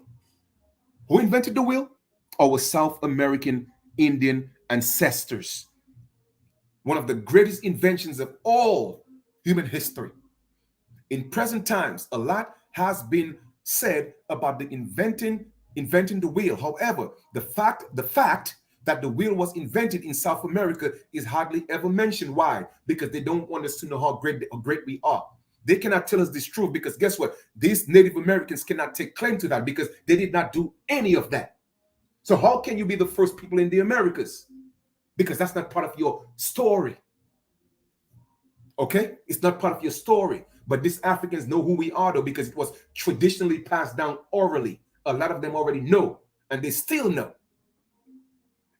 The South American, let us read. The South American Indians invented the wheel shortly after they had perfected the art of sailing. At the beginning, the wheel was used for fishing purposes. A spiked wheel was used to trap fish. By the time South American Indians came to North Africa, you Moors, okay, they had already invented the spiked wheel trap. So when you took it to Europe, guess who taught you all of that? My American Indian ancestors, American Aborigines. Let us read some more. They introduced the spiked wheel trap to the Africans at the start of the ancient Egypt. In the present times, this very early spiked wheel trap can still be found in the constant use among some indigenous South American Indian tribes. In Africa, the spiked wheel trap is still being used by the African tribes of the Upper Nile to the north of the Lake Victoria. It was only later that the South Americans realized that wooden baskets mounted on large wheels could be used for easy transport of goods across the land. This led to the invention of what? Guess what? Chariots, and triggered the revolution in a land transportation. Who invented the chariots? Our ancestors. When they read in the Bible about the chariots, guess who invented the chariots? Let us read chariots. The invention of the wheel revolutionized land transportation in South America long before South Americans came to whom? Africa. So we had chariots way before we brought that to Africa. Okay, chariots. The invention of chariots was the biggest outcome of the invention of the wheel. So who invented the cars? We did. Why aren't we getting a piece of these inventions today? Why aren't we getting dividends today? Now, you see, I just want to show you the broader picture of what we are missing because of our ignorance. Okay, let's read some more. The invention of chariots was the biggest outcome of the invention of the wheel. Chariots were invented to transport goods across the land. Large wooden baskets were mounted on large wheels. Goods were loaded into the basket and the chariot was pushed by workers across the land. This was a faster, more efficient way to transport goods. These early chariots were also used for pyramid building. The most common application of this new chariot technology was in marketplaces. In marketplaces, chariots were used to transport goods from one point of the market to another. They also used to transport goods to and from the marketplace. The chariots were drawn by paid servants. Okay, at time went by a new technology was invented in which a chariot was tied with ropes and ropes were tied to a llama. Okay, a llama. The llama then pulled the chariots drawn by the llamas were used to transport kings, priests, and other dignitaries across the land. Llamas became very useful for transportation purposes and llama caravans became common. By the time the South Americans first came to Africa, because guess what? How come they didn't tell you we had llamas? By the time the South Americans came to Africa, they had already invented chariots, and llama-drawn chariots were common in South America. Where are our llamas today? Oh, they didn't teach y'all that, huh? Oh, I see. But guess what? Chief is teaching it to you today. The llama-drawn chariots were introduced to where? Africa, and were used to transport who? Pharaoh or Pharaoh. So when you go read your Bible and you talk about the chariots of fire and Moses came and took them in the sea and the chariots came, guess where the chariots came from? The original concept of that was taken into Africa. From whom? Our South American ancestors, the priests and the pyramid builders. Uh-oh. Rubber tires. We're just getting started. Like I said, we got some reading to do. Okay? The concept of rubber tire was conceived and invented by whom? The South American Indians. This concept was invented when the use of caravans became the indispensable part of economic activity. Once for all you Native Americans, let me hear you claim all these inventions. You can't, because why? You didn't do it. So how could you be the first people in the Americas? In the earliest form of this technology, rubber was obtained from the tree trunks and plastered into outside of a wheel. A thick layer of rubber was plastered all around the outside of the wheel. The wheel was then dried in the sun. Wheels with plastered rubber made for a smooth ride, and the chariot moved faster. Fortunately, rubber trees were common in South America at that time. The earliest form of rubber technology had a lot of drawbacks. The rubber cracked easily and had to be replaced often. In time, however, the South American found a way to treat the rubber from trees before plastering into wheels. So guess who? Guess all the cars who have tires right now. Guess who's responsible for that? Why aren't we getting a piece of that industry? Man, we are wealthy. Our mentality is poor because we don't want to unite. We don't want to unite and take back our birthright and tax all these people because we can. Okay, the treated rubber lasted longer before cracking. The abundant supply of rubber trees at that time made this technology feasible. Architecture, oh my goodness. The first novelty that the South Americans introduced to Africa was the art of what? House building. So once again, you Moors, when you took it into Europe, guess who taught it to you? My South American ancestors. Y'all can't trick me, man. Not Chief Kalinago. No, not me.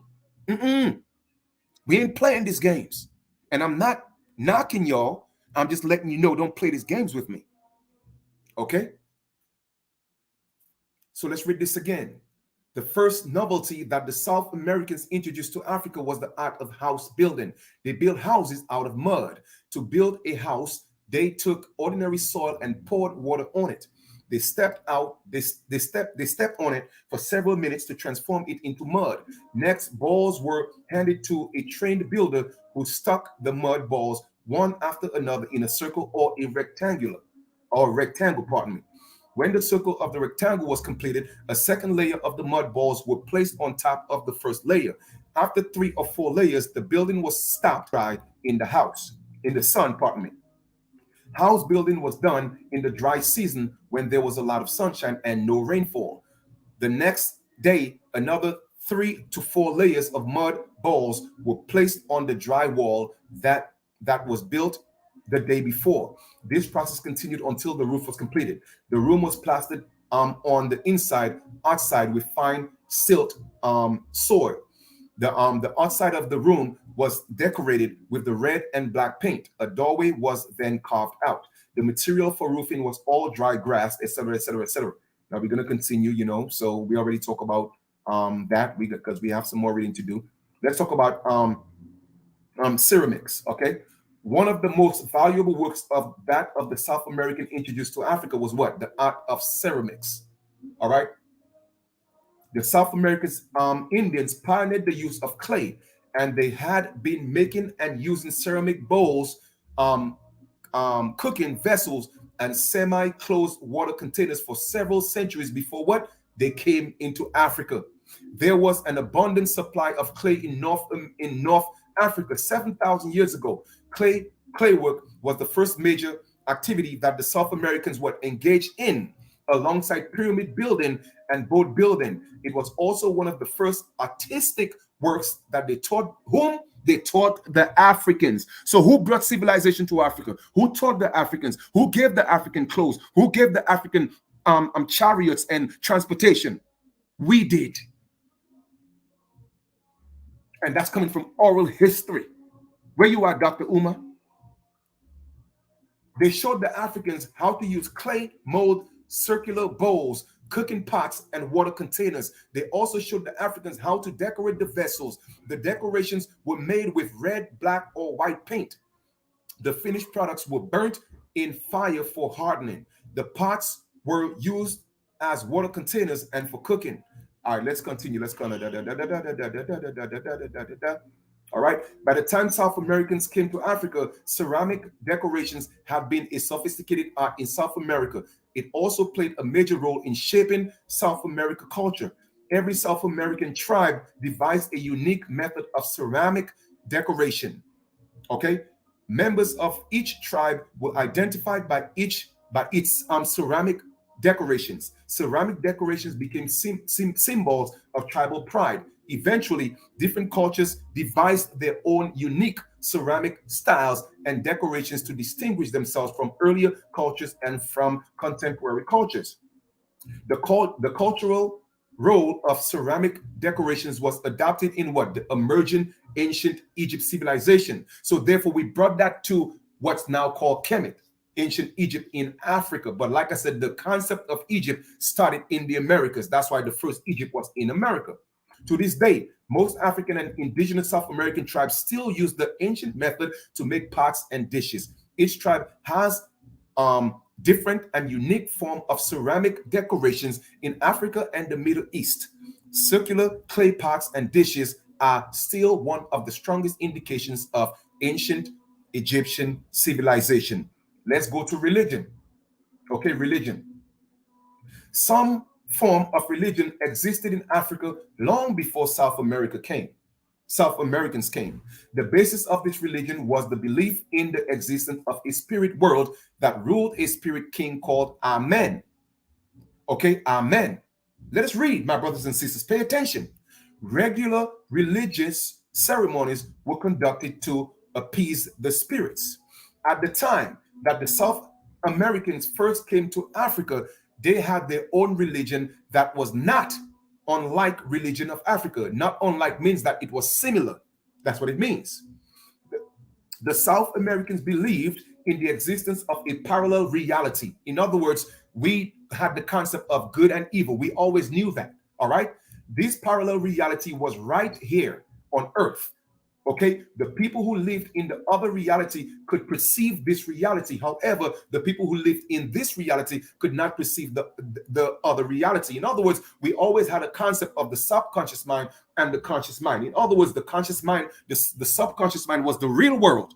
And then the conscious mind is the illusionary world. Okay, so we always knew that. That has always been our religious so-called belief. Okay, let us read. Furthermore, they believed that the other reality was the real one, which was the reality of the subconscious one. Okay, this reality that humans lived in was an adventure. In other words, the illusion. Guess where that concept came from? It came from South America. Birth and death was a commute between the two realities. That's why I tell y'all there's no such thing as death.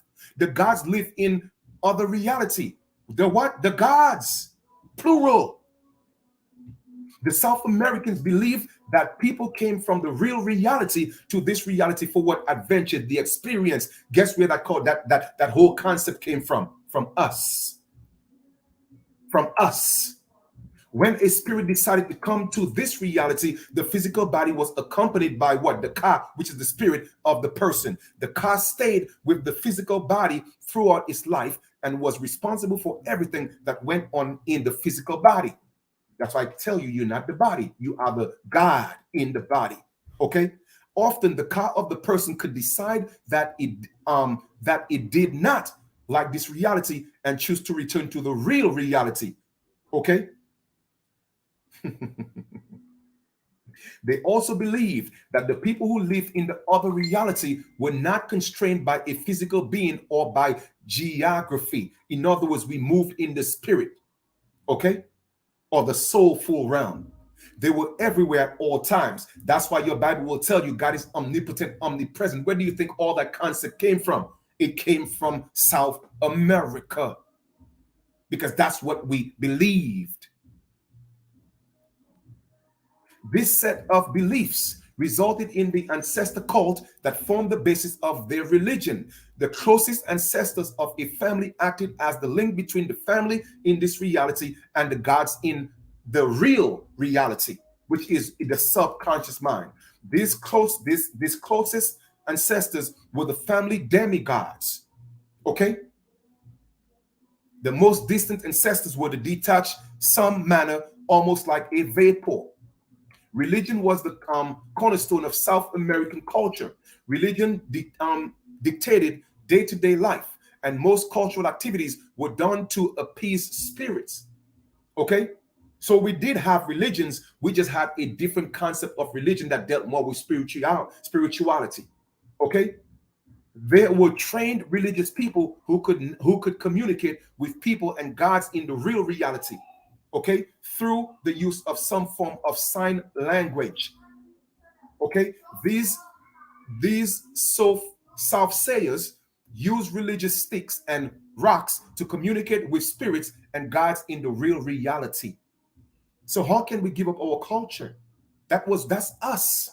The belief was that when the soothsayer summoned the people in the real reality, these spirits used the religious objects to transmit signals to the soothsayer. The soothsayer, in turn, would interpret those signals and deliver messages to the people in this reality. Because of this belief in a parallel reality, the South American did not fear death. Why do y'all think I'm so passionate and I have such a conviction of who we are and who I am? That's why I tell you I'm not afraid to die. There's no such thing as death. It doesn't exist. That was not part of our culture. But these vampires came here and got y'all thinking that you could die and gave you these false gods to worship, thinking that you're going to some place. No, my brothers and sisters, that's not our culture. Okay? They celebrated death. We celebrated death because we knew we was going to a real reality to deal with the gods. The South Americans celebrated funerals of old people more than any other occasion. You feel me? When a person had lived a normal lifespan in this reality and returned to the real reality, there was a celebration. We did not moan. There was no such thing as moaning and good morning. No, we had a party. One unfortunate consequence of this set of belief was the emergence of human sacrifice in South America. Okay, because some people who say, listen, man, I'm ready to go. There was a sacrifice to the gods. Now, oracles. One of the cornerstones of South American Indian religion at the time they first came to Africa was the concept of an oracle. So guess who brought the oracles to Africa? The concept of oracle to Africa. We did, South Americans or America. The oracle was the embodiment of a powerful spirit. The oracle could be a stone statue, a wooden statue, or a clay statue, and it was the representation of a spirit. Everything that they told you is pagan, but they give you a Jesus and a Lord God in the Bible that ain't got nothing to do with you, and you think is real. Ask yourself why our people are suffering right now, because we stepped away from our culture. Okay, the spirit spoke through the statue to deliver this message to the supplicants. In most South American tribes, each village had its own oracle. All right. Anyway, we're gonna scroll down. We already read all that. Chieftain Kingdom oracles. They were made of gold, silver, and copper. All right. The South Americans believed that the oracles made of gold were the most powerful oracles. Oracles were routinely housed in special buildings. All right. We're gonna scroll down some more. Okay, y'all can read all that stuff for yourself. I'm just going and showing you who we are and what we have done for Africa. Okay, check this out. This talking oracle culture became a very powerful unifying political force in South America. It was in South America that the Europeans first saw the art of Ventriloquism. Guess where ventriloquism was invented? In South America. And that's why they have those, ventriloquists have this little puppet dolls, and it's like they're actually talking. That's our culture. Why aren't we getting a piece of that? Why aren't we getting dividends from all of that? Because you don't know who you are. At the time that the Moshe Empire became the dominant empire in South America, oracles were routinely made of clay, circular, that. And Moshe actually means Moses, right? The Moses culture, oracles, etc., etc., etc. Now, is that the same Moses in the Bible? I'm not saying yes or no. I'm just saying that Moshe means Moses. All right. Oracles quickly became a part of religion of the ancient Egypt and played a major role in African religions and cultures in post-Egypt era. All right. In the present times, oracles in South America exist only in archaeological findings. Western archaeologists often refer to these oracles as urn burials. Okay, as urn burials. That's why when you go to work, what you do, you earn a living. Okay, you earn a living and you work all week, you become weak, and then on the weekend, guess what? You get tired and your week end or your weakness end. And then because the weakness end, okay, you're so mad, then you got to go to work on Monday because you're moaning because why? You are earning. You are a living dead. But you know what, Chief? Let's continue. In some African cultures, in present times, the village oracle is still the cornerstone of traditional religion practices. Guess where it came from? The Americas. Talismans.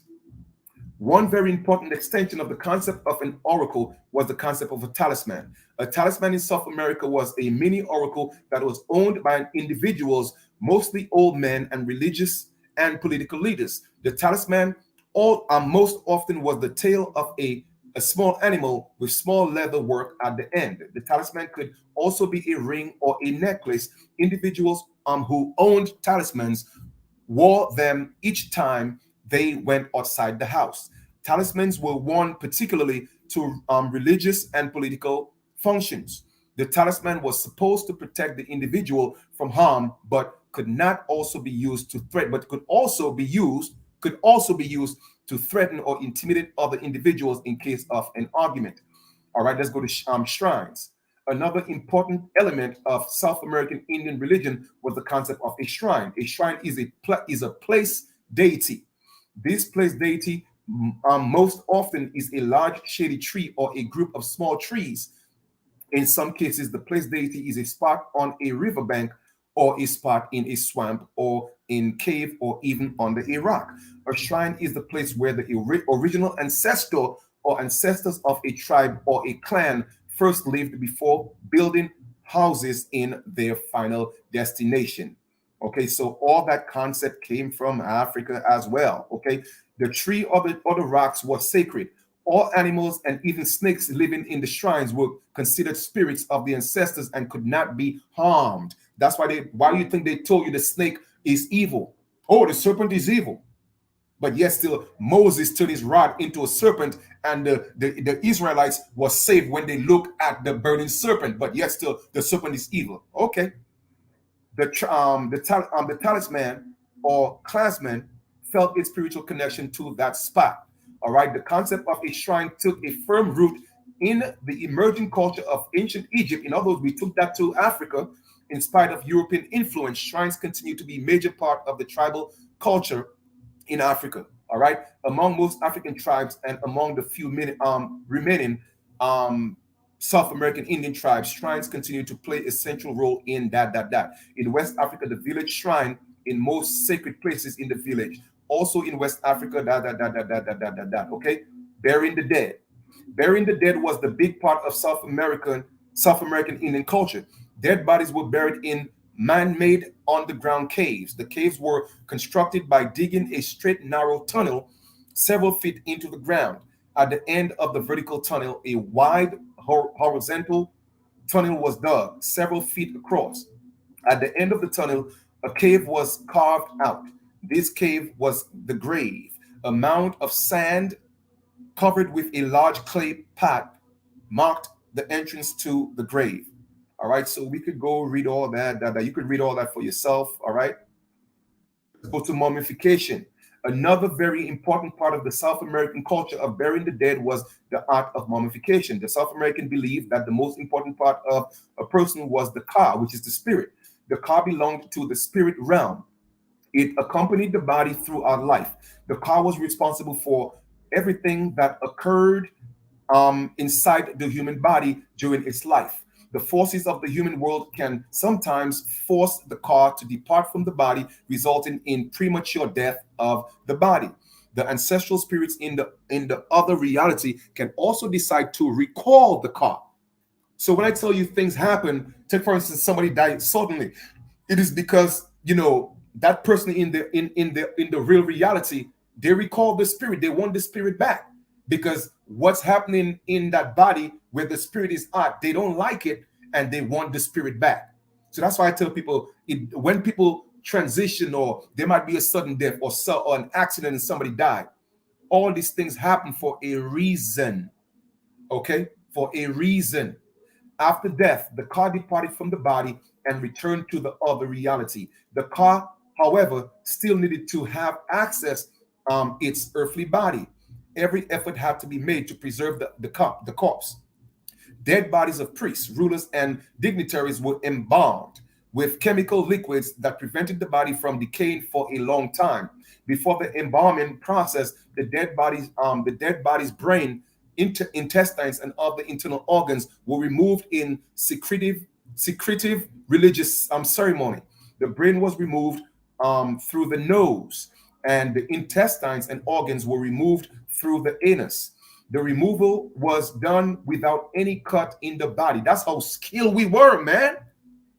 Can you imagine taking the brain from the nose without cutting the body? Oh my goodness. The body was then treated with embalming chemicals and covered with a thin layer of clay. All right, the mummification clothes was woven. By the time the South Americans came to Africa, mummification was well established part of the pyramid civilization. Okay, man, I'm telling y'all, man. What else do we have? Pyramids. At some point in history of the great South American civilization, they started building pyramids over the graves of kings. Pyramids architecture was born. The pyramids symbolized the might of an empire.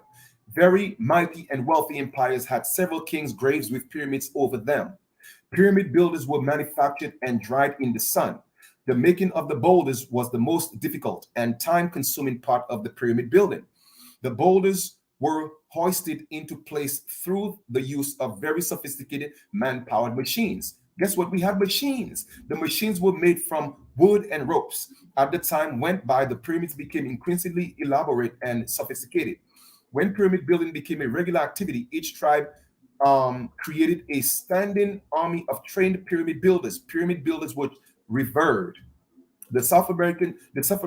Americans believed that kings were buried in elaborate pyramids, turned into gods when they died.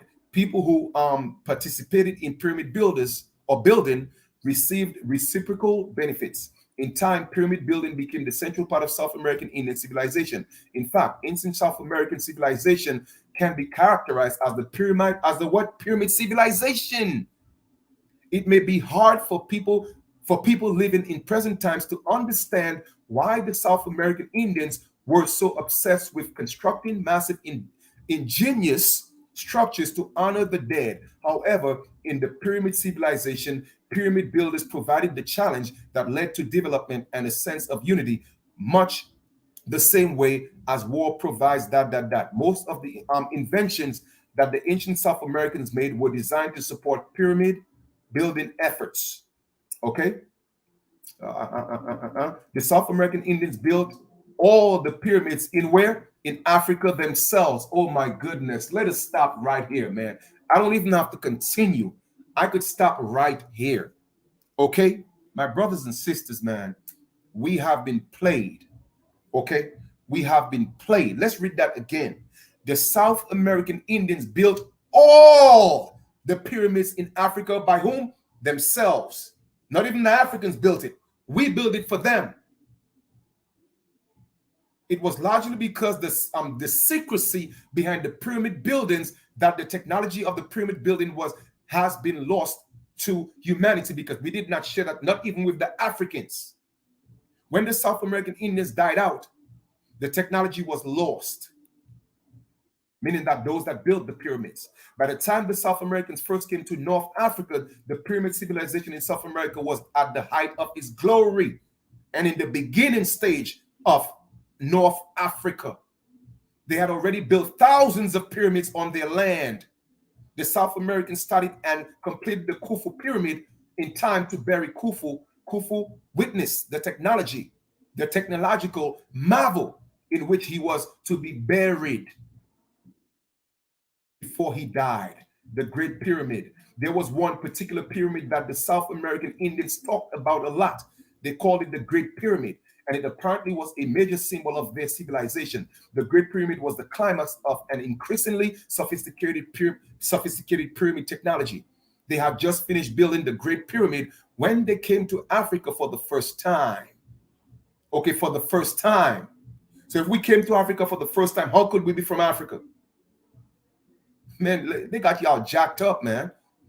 It appears that the famine that forced them to cross the seas in search for food was caused in part by the amount of labor and resources that went into building the Great Pyramid. Some of the builders who came to build Khufu's pyramid were veterans of the Great Pyramid.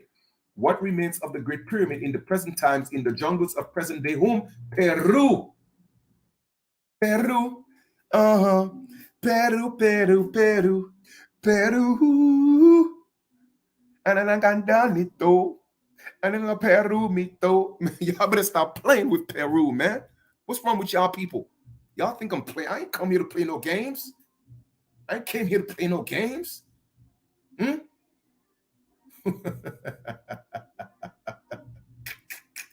Man, listen, man. Don't play with Chief, man. I keep telling y'all, man. And guess what? My ancestors came and gave me all that stuff in visions even before I read all of this. All of this. That's why I'm so connected. Keep telling y'all gonna learn who I am, though. You're gonna learn who I am. Trust. Just watch. Just watch this story unfold, because this is just the beginning. These pyramids still remains humanity's most ingenious creation and the greatest testament to human ingenuity. The greatest of all time. Totemism. Another important cultural element of early South American civilization was the South American Indians introduced to ancient Egypt was the practice of totemism. Come on, man. Even totems were introduced to ancient Egypt, which is what's called Kemet. Okay? Check this out. Okay? It says what? Here we are. So we brought that into Egypt. A long list of anthropologists, historians, and missionaries have written extensively about totemism among the native South American Indians, totemism among native North American Indians in Africa, among the Australians, Aborigines, and in the Middle East. These anthropologists have also noted that the totemism does not exist anywhere outside of South Africa, North America, Africa, Australia, and the Middle East. In fact, the word totem originated from the Ojibwa dialect of the Algonquin stock of the North American Indians. That I tell you, man, is just one America, man. A totem is an animal, plant, or blah, blah that represents a mystical or a ritual bond of unity within a group. Man, let me tell y'all something, man. And guess what? Totemism originated in South America, quite possibly at the dawn of civilization. Totemism was first brought to the attention of Europeans when the Baroro tribesmen of South America uttered the now famous dictum, "We are the red Macos." You heard of the Maco Indians? That was us. Okay?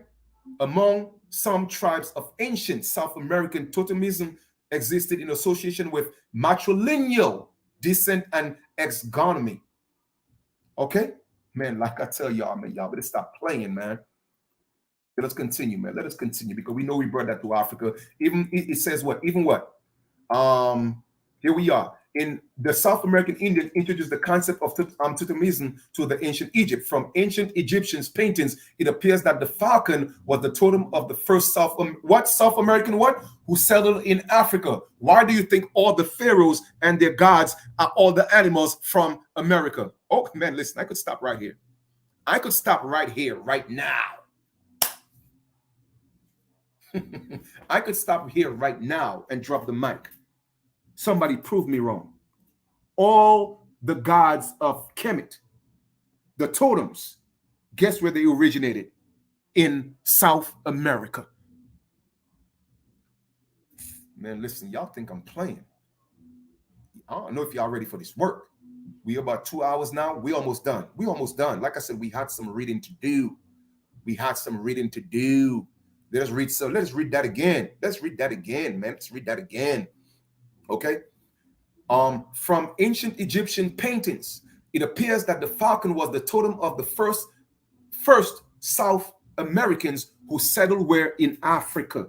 So when they take your DNA test and they tell you from Africa, guess what? They're telling you actually your ancestors came here, and that's where they're taking it from. They are tricking us. They are tricking us. Okay? Funny to me because I gotta laugh. All right, let's read some more. The totem boom boom boom settled in Africa and founded in ancient Egypt, which is Kemet. Okay, whether the falcon was the totem of the particular clan or the group of the clans is unclear.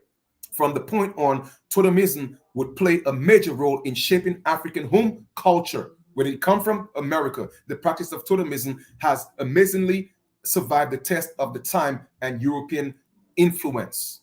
Okay. Totemism is also widespread among a few remaining indigenous South American Indian tribes. Most tribes in Africa today still practice that. All right.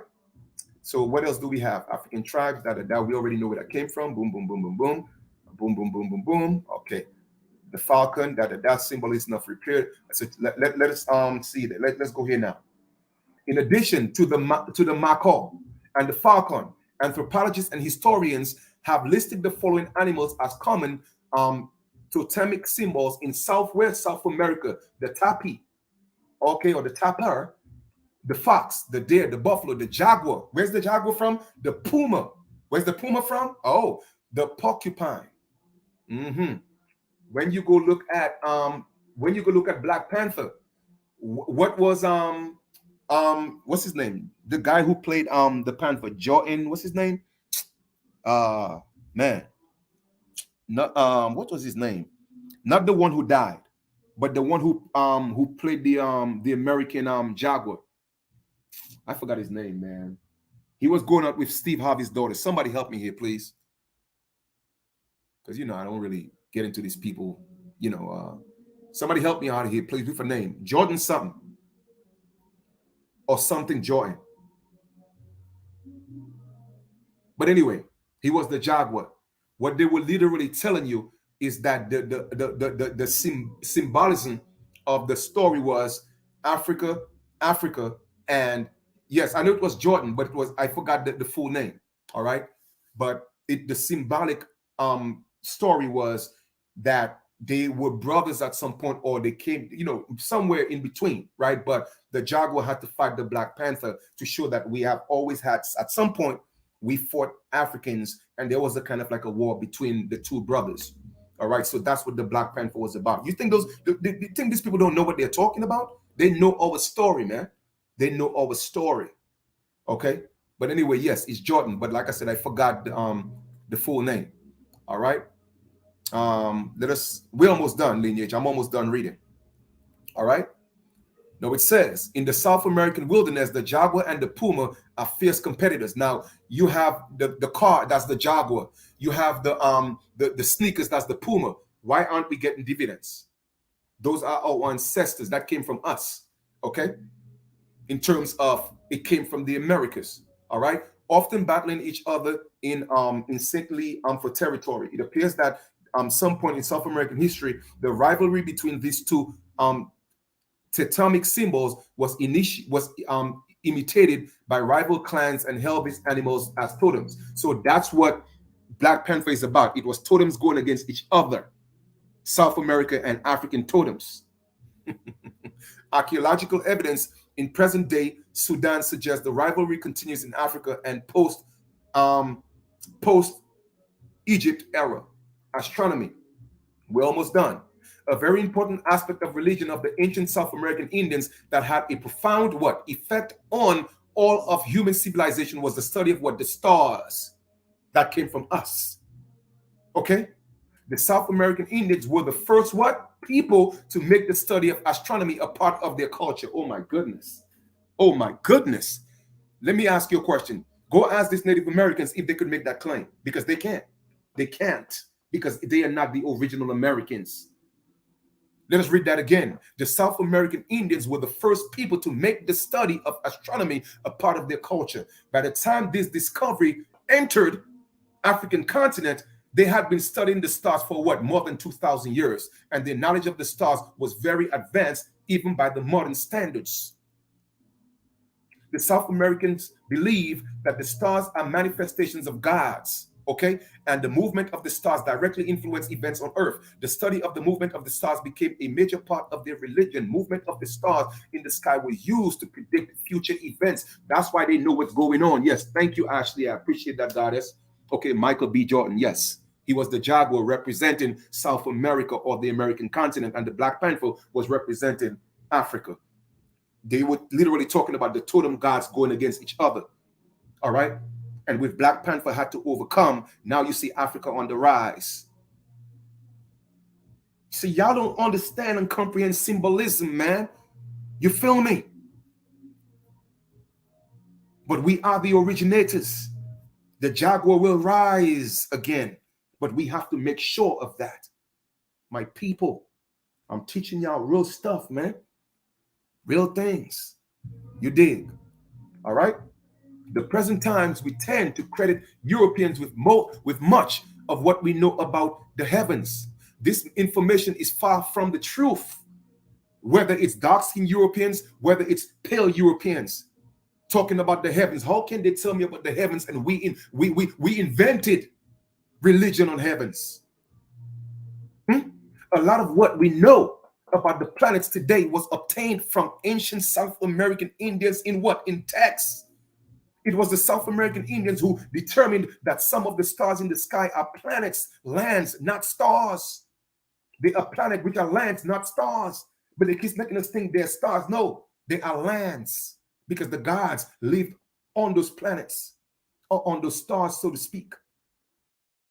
It was the South American Indians who determined that Venus, Mars, Jupiter, and Saturn are planets. They're making you think it's Plato and all these people. No, it was us, lineage. It was us.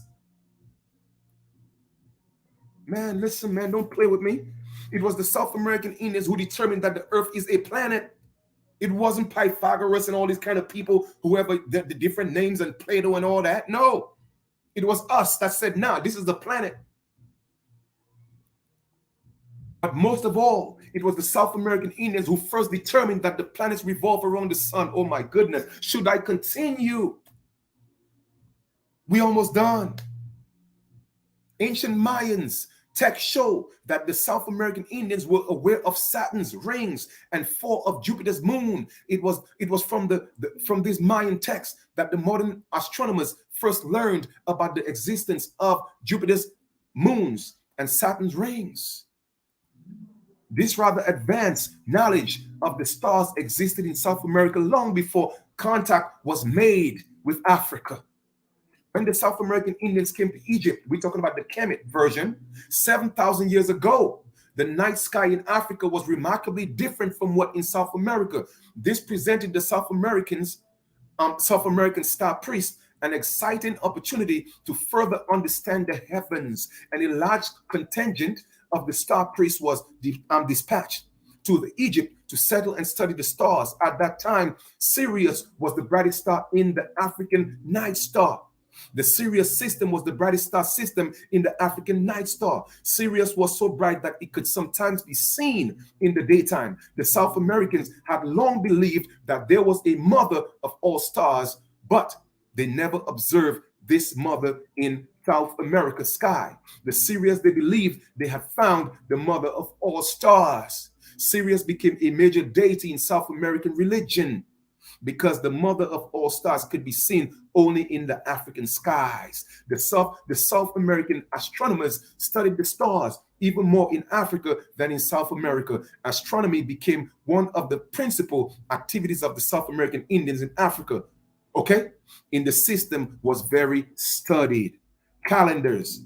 One important outcome of the star studying in South America was the development of the calendars. By the time South Americans first came to Africa, they had calendar for the sun, a calendar for the moon, a calendar for Venus. These calendars were fairly sophisticated. The calendars were used primarily for determining when to conduct religious events and keeping records of celestial events. My brothers and sisters, they got our knowledge, and that's why they call it prophecy from the gods, because we are the gods. What happened to Uno, man?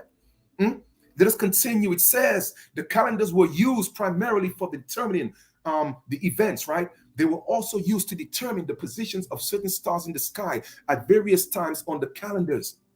It was in Egypt that they developed a calendar for Sirius. We did that in spite of European influence. The Dogon tribe of present day and also Mali still use these 4 calendars in their religious activities. Who gave it to them? We gave it to them. Let's talk about writing. By the time contact with Africa was first made, the South Americans had developed and used a system of writing for several centuries, even before it was in Africa. The system of writing was hieroglyphs. Guess what? And we brought it to Africa and consisted of a combination of pictographs, and syllabic elements. The writing was in the form of text and codex and was primarily inscribed on stones and talking about, man, listen, when the South Americans first came to Africa, this writing was in its infancy. We have been doing that for thousands of years. We created the hieroglyphs. What y'all talking about? Kemet. Kemet was a baby. We birthed Kemet. What's wrong with y'all people, man? Let's read that again. As Egyptians' agriculture brought prosperity to both continents, this writing became increasingly complex and sophisticated. Let's talk about medicine, a major hallmark of human civilization that the South American Indians introduced to Africa. Who introduced it to Africa? South American Indians. Was the medicine and the practice of the medicine. The practice of the medicine was a well-established part of the pyramid civilization long before the South Americans came into Africa, man. Come on, y'all read this for yourself. The medicine man. Let us read. Okay?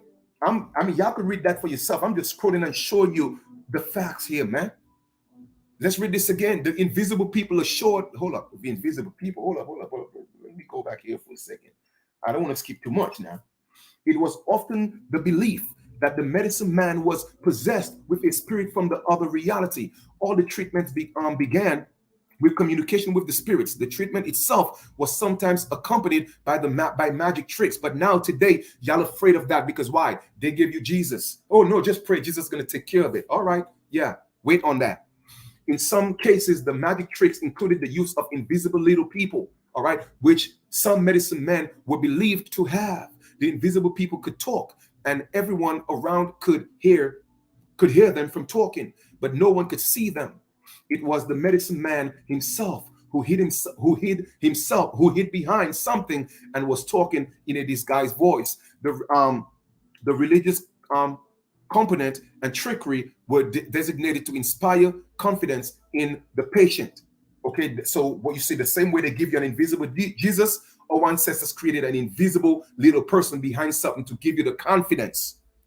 Where do you think they got all that from? Creating sky that isn't mythical, tranquilities and whatever the word is. Okay, but anyway, you know what I'm talking about. I'm just hyped right now. The invisible people assured the patient that he or she would not die. This confidence sometimes helped this healing process.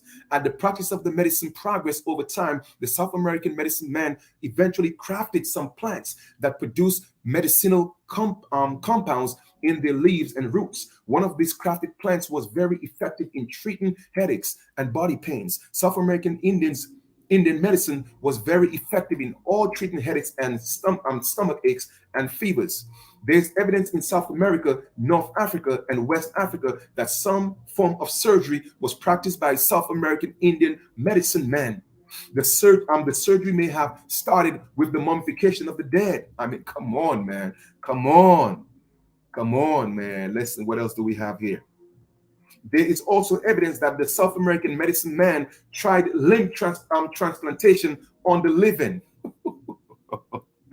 One fascinating medical practice that was originated. Come on, man. And that's the end of it, right? But the book has about 200 and something pages. They only gave us 50 pages, and I'm glad I got that much. So if you want to read the book, you could go ahead and buy the book yourself. It's called The Civilization and Ancient Egyptians, all right?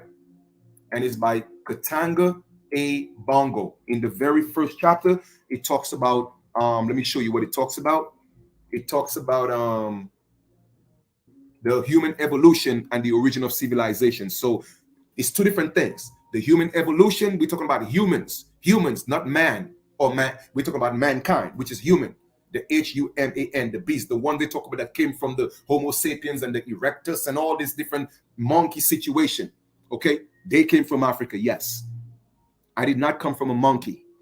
Okay, for you to believe that type of thing, and then yet still your Bible is telling you that God made man in his own likeness and image, then you would have to say that God is a monkey. I don't play these games.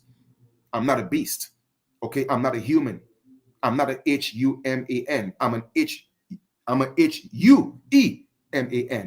I'm a man, and mankind came through us, at least certain parts of us, and then the other parts was with animal genes, okay, or animal genetics, animal DNA. All right, man. I'm done. Yes, Michael B. Jordan. I appreciate that. Yes. Appreciate that. My brothers and sisters, I gave y'all 2 hours and 16 minutes. I know it was long. All right. I know it was long, but I had to finish this. Okay. I had to. I hope you appreciate this. Like I said, man, don't believe the hype. Okay. I'm giving you all the different pieces, putting it together. The next thing I'm going to do, I'm going to read about and show you where it was said that the ancestors of the Moors that came to America was the American Indians. And I could get that from two different sources. And also another book show you that Eve, the original Eve was Hue, H-U-E. But they will not tell you that. So we're going to get into all of that stuff. I appreciate love y'all, man, and y'all absolutely welcome. All right. So like I said, the ancestors came to me last night, not just an individual like they normally do, but they came as a council. It scared the soul out of me. All right. I was nervous. All right. I even told them, hey, listen, man, what if we're afraid? They said, don't be afraid. Okay.